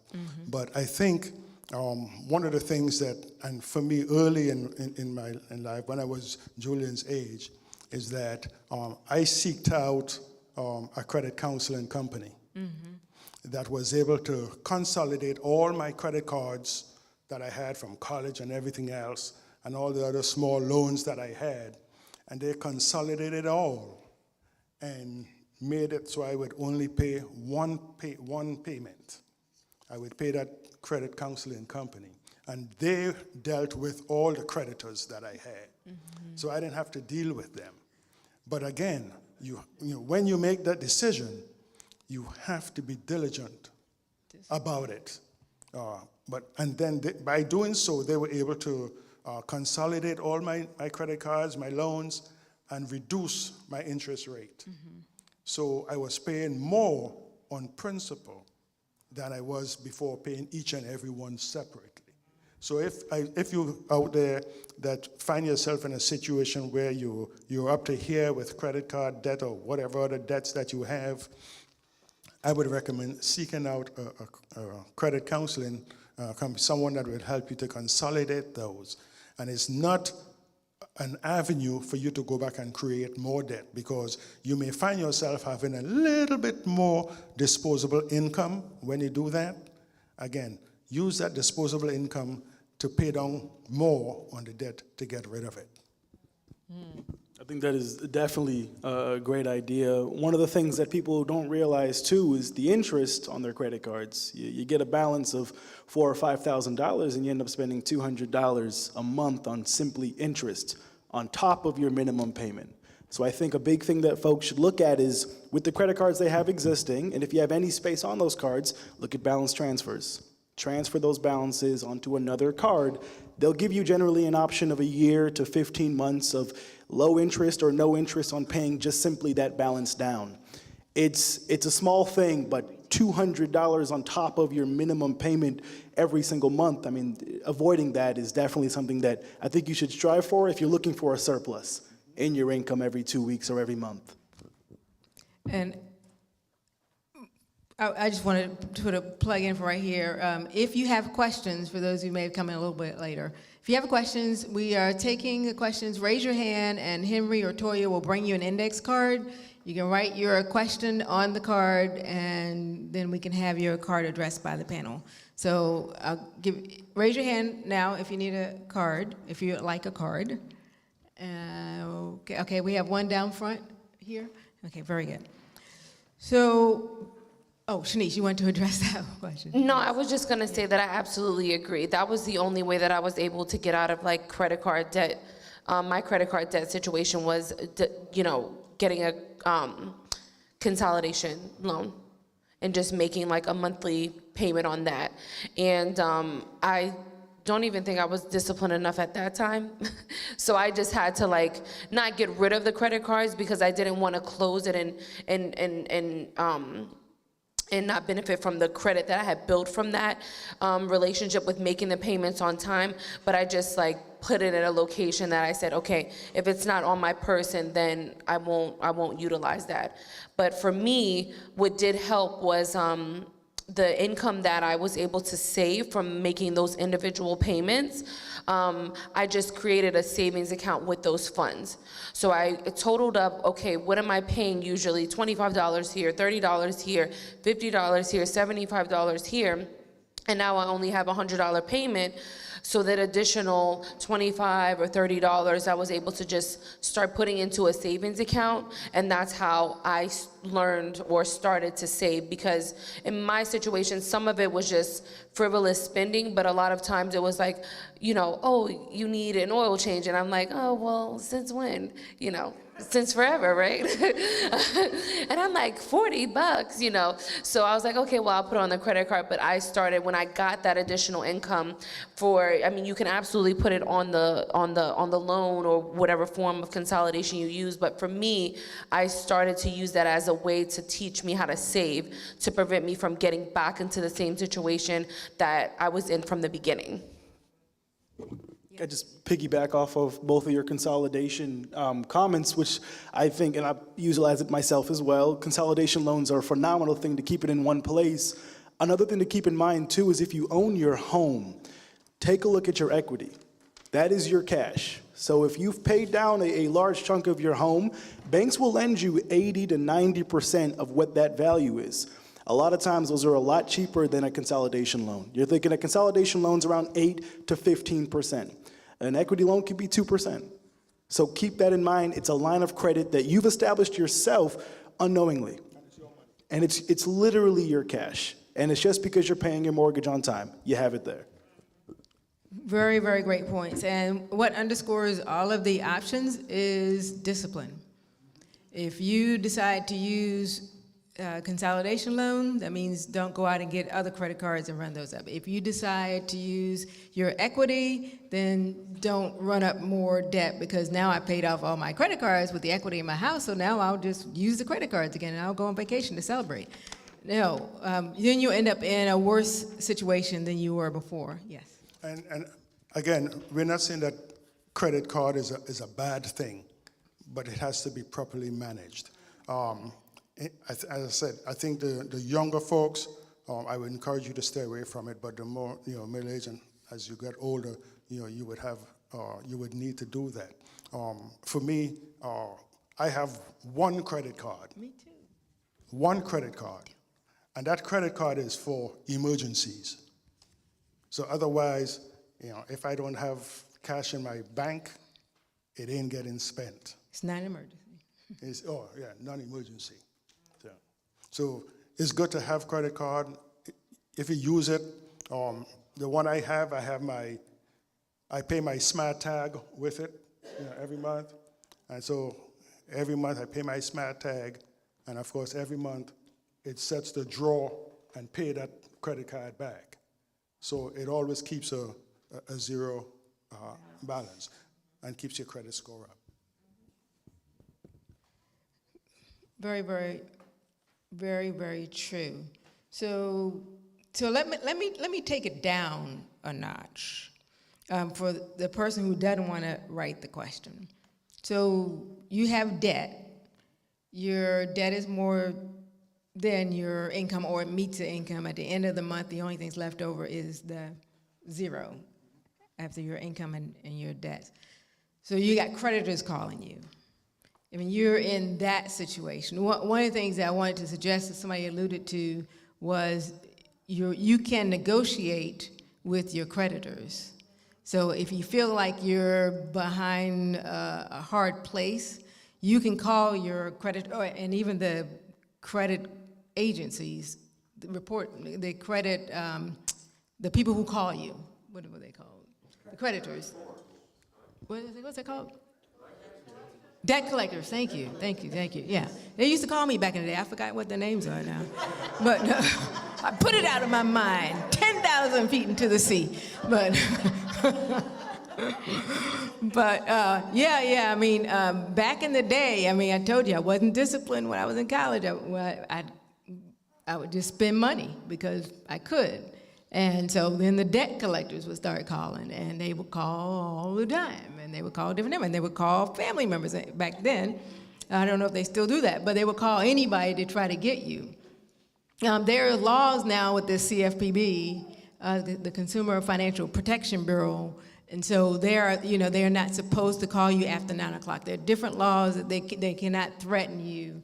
And so we need to be aware of what our rights are as consumers when someone is trying to collect a debt, even if we owe the debt. So we can call and negotiate the interest rate down. We can call and negotiate to pay off the balance. So if you owe $700 on that, you just say, okay, well, I don't have $700. But if you want the money today, I can give you $500. Do you want the money now or not? And more times than not, they will accept the money because they want to get that off their books. They want to get paid, or set up a payment plan with them and say, okay, I can't pay you that money now, but I can give you X amount of money per month or per paycheck, and do it that way. That way they cannot garnish you or anything like that because you're paying $10, $10, 10. You're paying something. But if you ignore them, or if you don't open the mail, then it just gets worse. So I just wanted to share that with you. Just personal experience. Hey, just learn from my mistakes. Okay, so from a college student, how do you build credit when you have no credit? That's a great question. I think a lot of people, especially young people, ask that question. We have these things called secured options. That's generally the route you're probably going to have to go in unless you were to get like a education card, which are given in schools, like college cards. But a secured option is you seriously just you put down an amount of money, $200. So say that's your credit line. You spend $200. Because you put the cash down, it's an insurance policy for the bank. So in case you don't pay it back, they can retrieve your funds. But what you're doing is you're building and establishing credit. The best part about this product is as soon as the bank sees fit that you have sufficiently paid down your credit each and every month, because you have to use the card, G&G, gas and groceries, you have to use your card, they'll release the money back to you. So that $200 goes back into your account, and they'll give you an unsecured line of credit. And that'll start your history of unsecured lines for like mortgages, credit cards, things like that. Very good, yes. That is one of the best ways to start building up your credit. And I do know that with mortgage loans, Sorry, I was going to add to that. sorry. A lot of things that I guess college students don't think about either, or is just not at the forefront of their mind, is they say that they don't have any credit. But if you have a student loan, you have credit. That's impacting you in some way. So even if you choose to not get a credit card at all during your college experience or stay, when you graduate, you will have plenty if you don't have a full ride or whatever the case is, or scholarships to satisfy books and expenses. You will have an opportunity to pay back debt if that's what you were, afraid of or not, being aware of. But if you have a student loan, you do have credit and something to work towards paying back. So that's very good. So the next question is, does an EIN have a credit score? Employer identification number. Do you want to take? And I'm assuming that when you say EIN, you mean employee ID number.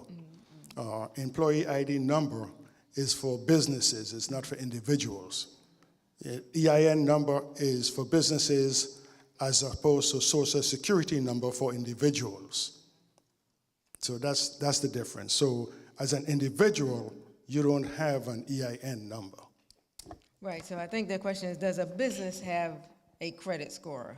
Business? Yeah. Oh, yeah, yes, I yes. think okay. that's what they were probably Okay. trying to ask. Yes. A business have a credit score.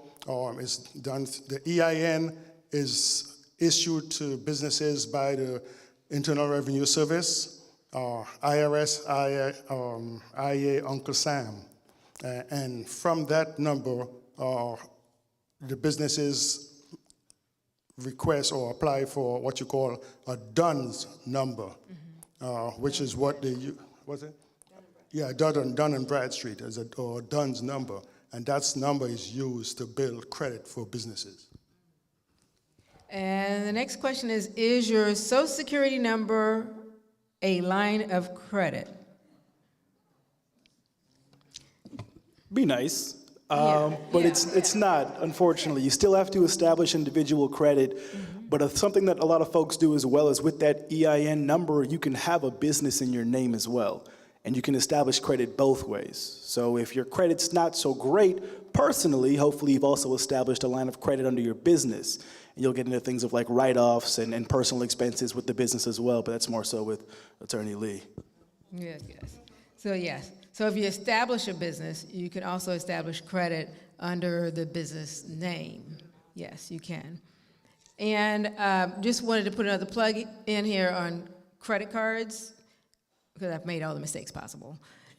Don't sign up for the store credit cards when they offer them to you. Or you can get an extra 15% off if you sign up for the store credit card today. Would you like to sign up for the card?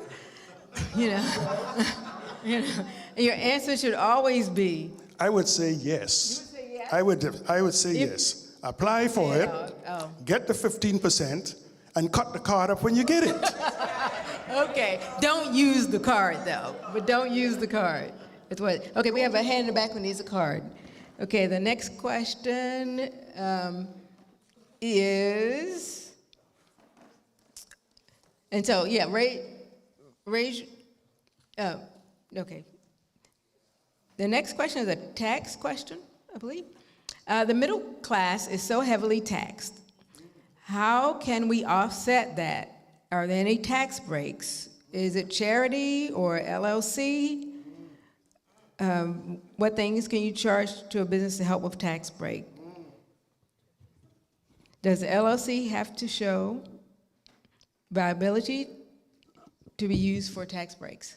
Yeah, so this is heavily under tax breaks, so Mr. Tax Professional? Yeah, that's a whole lot in there. That's a whole seminar there. Yeah, but I'll give you the base. But somebody said Virginia tax credit. Virginia oh, yes. That's right. Yes. Come sit on the panel. It's funny. Dee and I, we were having this conversation coming down this afternoon about taxes. Imagine that. It's crazy on a Sabbath afternoon. Have mercy. Anyways, unfortunately for the middle class, really the only tax, I won't call it a shelter, but tax break that you have is home ownership. Really. And Attorney, you probably could agree or disagree with me or pitch in here, but pretty much that's it. Other than that, there's no, you as an individual, it's difficult to get any tax credit or break in taxes or deductions on your taxes if you're not filing a 1040 with a Schedule A. There's nothing. Even before you could have taken your charitable contributions. Oh, I'm sorry. A Schedule A is when an individual is filing their taxes. That's the form that you take the majority of your deductions on. It's called a Schedule A. So you have your interest on your home, on your mortgage, your property taxes, your charitable contribution, those types of things. It's all deducted on your Schedule A. If you don't have that form, if you're not filing that form, there's no other place to get any deductions. In the last few years, even the charitable contributions, you could have gotten, I think it was like $500. In the last few years, they dropped it down to $200. So basically, there's nothing you could deduct on your taxes if you don't have home ownership. Now, someone mentioned An LLC. That's an area where limited liability company. A lot of individuals get into trouble with that because it's the new thing in the market now where they want to form an LLC. And really, it's a good thing because it limits the liability of individuals, all right? Liability in terms of if one is sued or something like that. However, individuals who, again, we talk about having the right information. If an individual has an LLC or forms an LLC, they need to be categorize their business as either a partnership or incorporated or sole proprietorship. All those entities could be considered an LLC, okay? Where is Henry? Oh, I was talking to Henry about this. Right now, we have hundreds of thousands of individuals or entities that were created as LLC, but get upset because they have to pay taxes. Why? Because they did not say that they are incorporated. they thought, or whoever advised them, thought that just being an LLC prevents them from being taxed. And that's not the case. So, when you're forming businesses, you have to be very careful just about this LLC. Yeah, So LLC. LLC, you could be a business sole proprietor, what have you, but still be taxed. So that doesn't prevent you from being taxed as an LLC. I don't know if that. It's very popular now. There are a lot of commercials, I know, at least on social media, set up an LLC, set up an LLC. But whatever we do, whatever we do, we need to make sure that we're informed when we do that. Get your will, get your will. Yeah, go ahead. I was just going to say, you asked if I agreed. I would add if I agree. I completely agree with what you're saying, Winston. I think maybe I can help add some context as a business attorney. So what we would do is we help people set up LLCs for liabilities. And I completely agree with what you're saying. Tax laws are basically written by lawyers, but by landowners, right? And they're written for landowners and business owners. So if you don't have either one of those things, right, there's really much you can't deduct. And he did a very good job kind of spelling that out. An LLC is a state entity vehicle. It's a legal entity for the state, as Winston spelled out very well. The IRS care less about an LLC. It's literally a see-through entity. So you are a partnership that can be categorized. In Virginia, we have a very good LLC statute. So if you're in your house baking pies for your neighbors, as George Fraser, who I follow, says, black people sell something. We're the biggest buyers in the world. Go sell something. If you just sell the poop your dog makes, right? Sell something. And then you can then have a business and be able to do that. But Winston's correct that you have to literally have business deductions in a sheet. And you have to say how you're going to be taxed, because the IRS ignores the LLC. You still have to complete a return as a corporation, as a partnership, as a sole proprietor. And so when you set up your business, talking to a lawyer, talking to an accountant on how it helps with your taxes, if you're doing it for tax purposes. So I thought you did a great job with that. So the other part of that question is, what things can you charge your business to help with tax breaks? One of the things, Winston and Henry, you all may see when you file taxes is that if a person has a business, that there are deductions. If they have a home business, there are deductions that are available to them, or depreciation that's available to them when they have a business at home. Does the LLC have to show viability to use for tax breaks? The IRS, after correct me if I'm wrong, but if you set up a business and you are always taking loss, always taking loss, always taking loss, the IRS is going to question whether or not this is a business or a hobby. Okay? And so if you're setting it up specifically to try to avoid taxes, or are you setting it up to actually create a viable business and to actually earn a profit? And so in the first 3 years, of course, it takes some time for businesses to get up and get going and get your feet under you. But then after that, you should start showing some profit. So just think about that. Don't just respond to the commercial, set up an LLC, okay, I'm gonna get some tax breaks. No, get a business plan, actually structure it as something that's actually serious for you. Any comments on that? It's going to work for the first 3 or 4 years, but after that, Uncle Sam is going to come knocking. So just be careful. Yes. You do need to be viable. When should you start saving, especially if you have college loans? And should you keep your savings in a bank account? So when should you start saving? I think you should start saving from the time you were born. Janice, what do you I think she's got something to say. I 100% agree.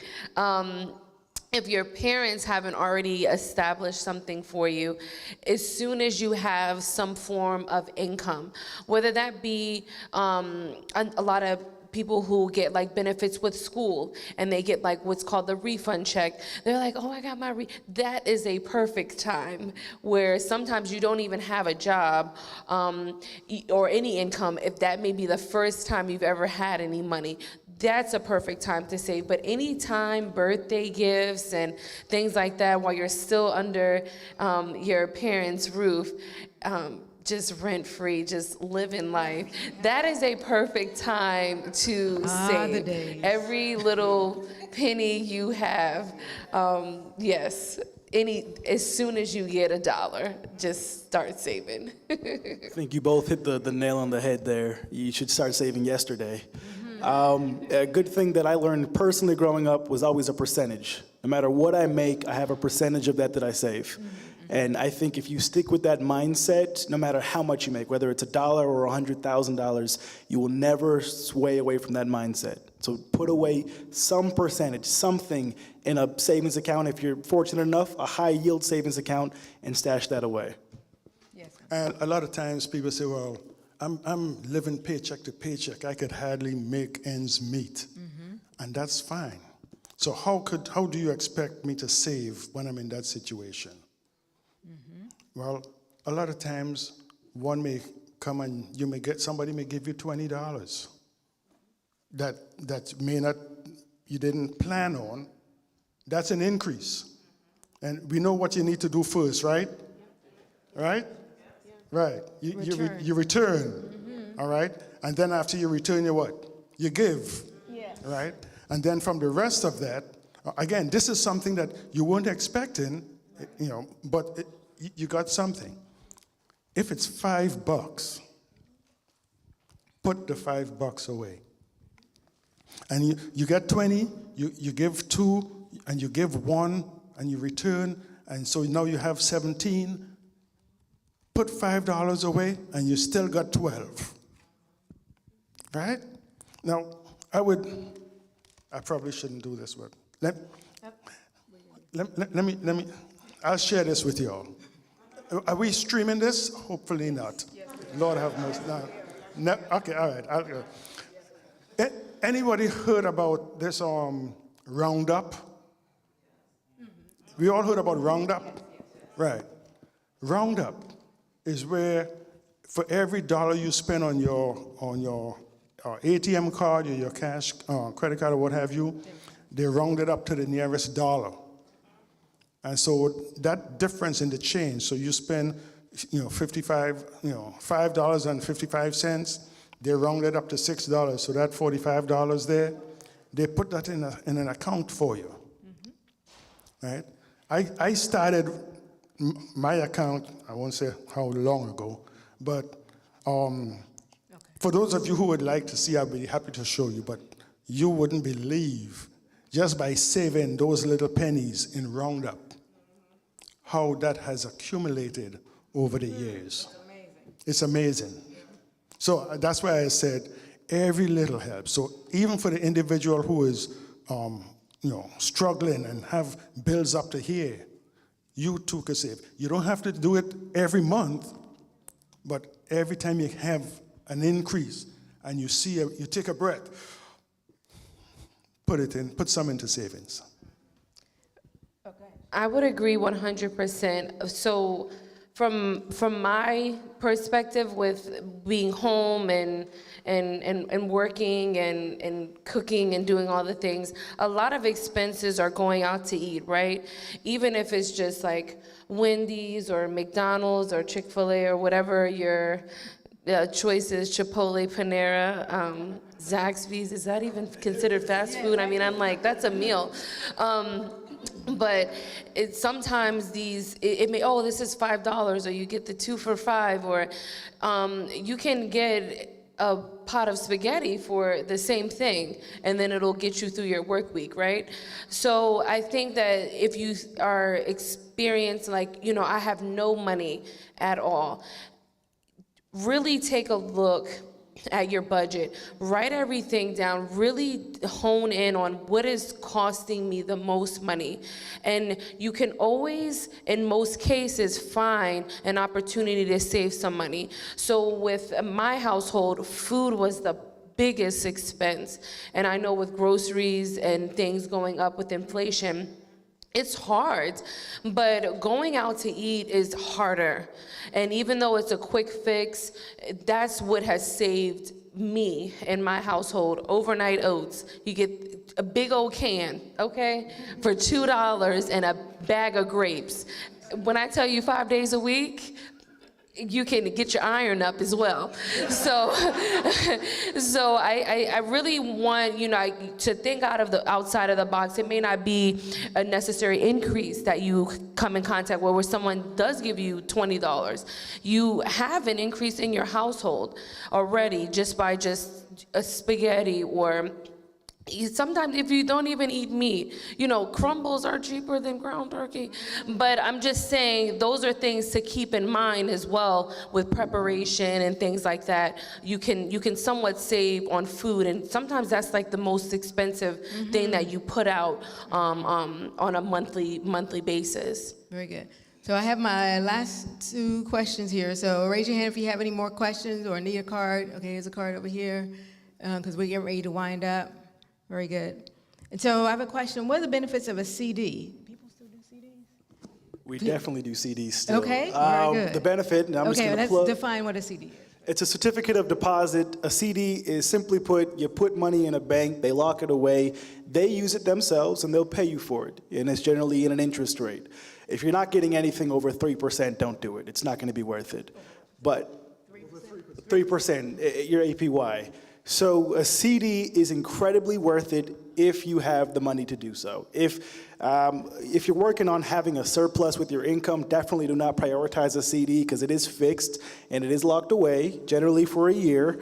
And if you pull it out, there is a penalty that the bank's going to charge you. But if you do have $1,000+ cash that you have nothing you're doing with, definitely look at CDs, annuities, things of that matter. Definitely look into those options. And I would say also that even financial institutions invest in CDs. So financial banks, small banks, invest your money that you put in your bank in your savings account. They take all that monies, bundle it up, and buy CDs for $1 million, $5 million in CDs. And it's locked away for 6 months, for 9 months, for a year. And then once those mature, it comes back, and that's how banks make their money as well. That's right. They make money off of your money, and they thank you very much, and they give you a little bit for letting them hold it. 1.5, somewhere around there. Do you have any suggestions on where to invest to grow your money? This question was kind of related to that. Yes. Phenomenal question. Yeah. You should definitely come to JP Morgan. But to be honest with you, most places you go to are going to give you some type of return. So honestly, it's however you feel with the banker. How comfortable are you with that institution? Are they giving you a good feeling? Invest there. If they're not, don't invest there. It's your money, so it's important that you're comfortable where you put it. Very good. Very good. And I have something I want you all to do for me. Does anybody have, not my panel or not you. Does anybody have a $1 bill and a $20 bill? I just need somebody to volunteer. Not the same person, but anybody who has a 1 and anybody who has a 2. Anybody who has a 1, anybody who has a 20. There used to be $2 bills. Yeah, you have some? Okay, yeah. All right, which one do you have? That's 20, Kalisa? Hold on, I got it right here. Thank you, though. Is this a 1? Okay, very good. All right, so very good. So the lesson learned. So there are a lot of people who say that I don't have any money. I don't have any money. I only got $1 or 1 bill. And so they say, well, why do I need to spend this? Because it's just as a small thing. And so they treat it like this. So when they get the bigger bill, they're like, okay, they've already established the habit previously, right? And so when they get the bigger bill, now they're making bank, they're a ball player now, they won the lottery or whatever it is, same thing. And so the reason people don't have money is because they didn't establish that habit when they had that one small bill. When they had that small bill. Don't worry, I'm gonna give it back to you. And so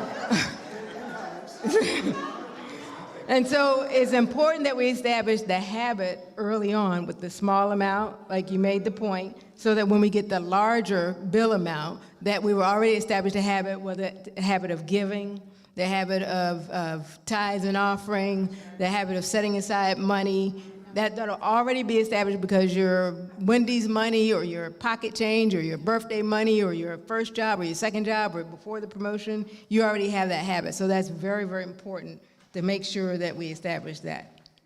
So last question is, what is the best way to invest for retirement if you're starting later in life? Good question. Personally, did you want to start? Personally, I would suggest no matter what, you should have an IRA set up. There's a number of tax benefits with your IRA. Obviously, talk to an expert to decide if you need to do a traditional or a Roth, but that should definitely be a solution for you. Every year, you have a specific amount. You see, go Roth.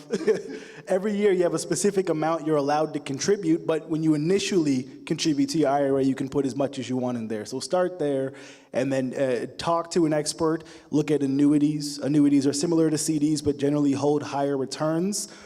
They are still investments, so they're SIPC, so there's risk to them to a degree, but banks don't fail with annuities. So look at annuities as well, but after your IRAs.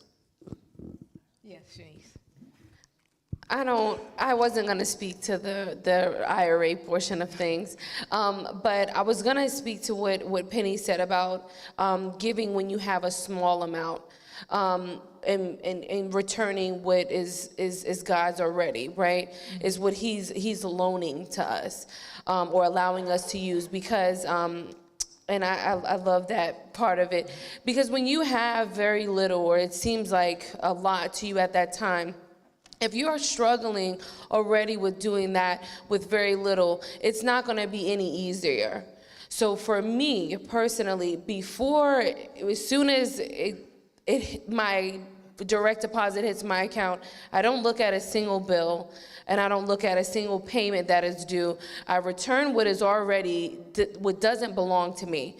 Because for me to even see what I made, I had to look at my pay stub, which the government, or Uncle Sam people say, already didn't trust me to get in the first place, right? So if man doesn't even allow you to get what's already due to you, they say, oh, we're going to give it to you once a year, and maybe only a portion of that depending on if you submit the right paperwork, right? But just giving back what is already not yours is essential, just to think, like, when you look at that pay stub, they didn't even trust me to have my whole paycheck yet. So just give God what is already essential. It's already his. Yeah. Yeah, you can't beat God's given. There will never be a hole in your pocket. Yeah, the question was asked about retirement for those individuals who are becoming more mature and seasoned. There is never not a time to start. Okay, so you may not have anything for retirement at age 40. It's okay. Start. Yes. You may not have anything at age 50, and you only have 15 more years. Start. Because what's going to happen is that as you start, you wouldn't have, $1 million. You wouldn't have $500,000. But you may have 100,000, depending on how aggressive you did within that 15 years. But the thing is that especially if you have children also, and I think the attorney mentioned that, is that 100,000 is still something that you could put in trust for your children to help when you get old and have to go into the nursing home or have to be cared for at home. So it doesn't matter at what age, I would say, start doing something. Very good. Now we'll go to final comments. Anything that was not asked that maybe you think that people should know about, or any advice that you want to share or give? Just a piece of advice for a lot of people is don't be intimidated when it comes to asking questions about finances. It's why it's the number 2 or 3 industry in the world, it's because everyone has a question. So definitely just take that first step and ask for assistance. You're never in a worse spot than you think. We've seen worse, trust me. So just ask those questions and allow people to help. Very good. I think the only comment I would make is develop a bill sheet. On a monthly basis, the same thing is listed on it, and I always just develop a bill sheet, and then I always work towards like what's costing me the most money, or how can I like help. And this is not an advertisement. I'm not a solar panel specialist or anything like that. But I was tired of paying a high electricity bill. I was like, why does this cost so much money? There's no way I can like get rid of this thing. But then I end up going solar, and it saves me a lot. So just look at your bill sheet. Sometimes they say write it down and make it plain. So if you're looking at something every month and you're like, why does this cost so much? Or the truck or whatever car note or whatever the case is, like, do I have any extra money that I can refinance this thing and get this down so I can save more? So when sometimes you're looking at what you're paying over and over again, and it's staring you in the face each month, and you're like, you know what, today I'm sick of this. I need to do something about getting rid of this number 3 on my bill sheet. I would recommend develop a bill sheet, write it down, and really make it plain for yourself on what you're spending on, and don't be hesitant about making spaghetti. So. And oatmeal. I wrote down a couple of things, and one of the things I use when I talk to individuals and do presentations is people always say, well, what are some of the principles that you have? And I'm going to give you my 10 top finance principles, especially from a Christian perspective. Number 1, tithe faithfully. Tithe faithfully. Number 2, spend less than you earn. Spend less than you earn. Number 3, be wise with debt. Be very wise with debt. Number 4, follow a budget or a spend sheet. Follow a budget. Create one, develop one. And I have passages of scripture that supports these as well. Number 5, avoid unnecessary borrowing. Number 6, save up before you spend. Number 7, give to others. Amen. Y'all gonna get that this quarter as we go through the lesson study. It starts out, it's powerful. Give to others. Number 8, and this is one that a lot of people have issues with. Be content. Be content. Paul talks about that. Number 9, don't co-sign for nobody. Hallelujah. I'm telling you. Don't do it. Don't do it. Even if they get mad and upset. It's okay. It's okay. Don't do it. And number 10, seek godly counsel. Seek godly counsel. Especially, you have individuals who you could go to within the body of Christ. Seek godly counsel. So those are my 10. Amen, amen. I know when I want to put a plug in for the Sabbath school lesson, for those of you who may not be familiar, you can go to ssnet.org to find the Sabbath school lesson this quarter, and it is managing for the master. Managing for the master, and it's good, and it's going to get greater. And so there's so many different parts and pieces on using our time, our talent, our treasury for God. And I just wanted to say, just as a personal piece, that it is so much peace, P-E-A-C-E, not to be overburdened with debt. I think, but for me, I was a shopaholic because in one time in my life, I thought I needed things when I was younger in order to, for people to like me or whatever when I was in my 20s. And so that habit carried on, and because I was able to correct that, got married, my husband's a little bit more thrifty than I am.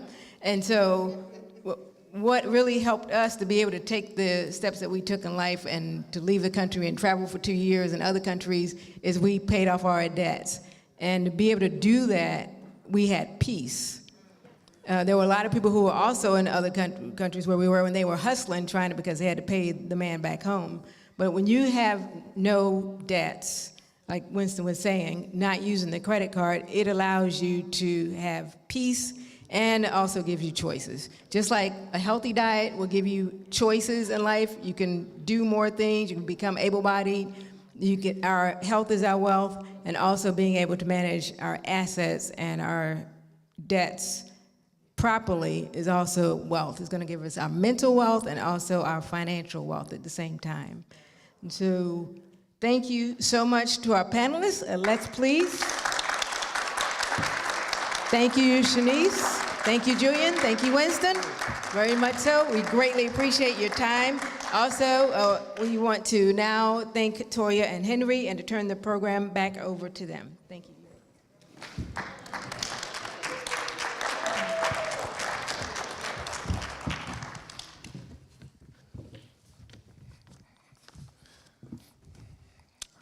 All right. So, did y'all learn something tonight? This evening, this afternoon? I hope you did. I appreciate we all. Thank you for coming out. Y'all know I wanted to grab a mic and sit at the panelists, but you know, I had to leave that to them this evening. But anyway, thank you all so much. Attorney Lee, thank you for coming and sharing vital information. I was getting texts, trying to write them down and turn them because people were watching online, and so thank you so much. I've heard multiple people say that your information was invaluable, so we need that. We need these type of conversations in the church. Don't be afraid to ask questions. I think Julian said that very well, and I think we need to get past the point of not wanting anybody in our business and ask the right questions, right? Because that's where, when we try to do things independently on our own and don't know where to turn, then we find ourselves in tough situations, right? Find somebody that you trust, right?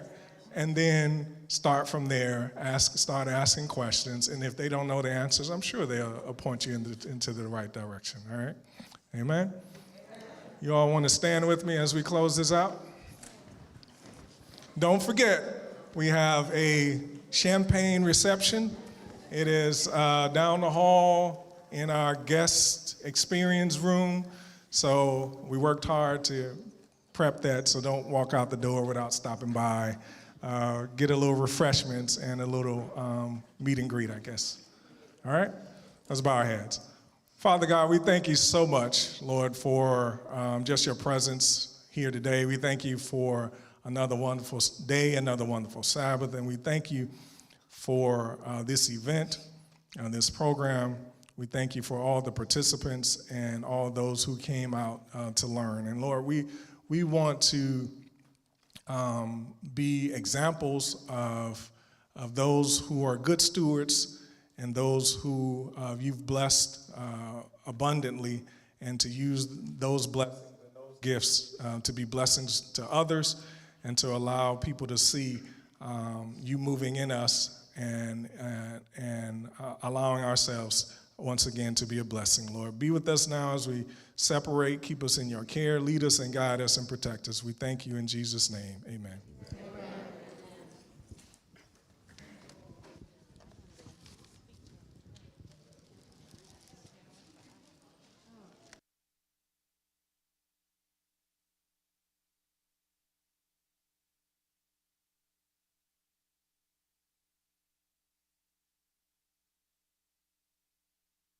Praise God, everybody. Pastor Myron Edmonds.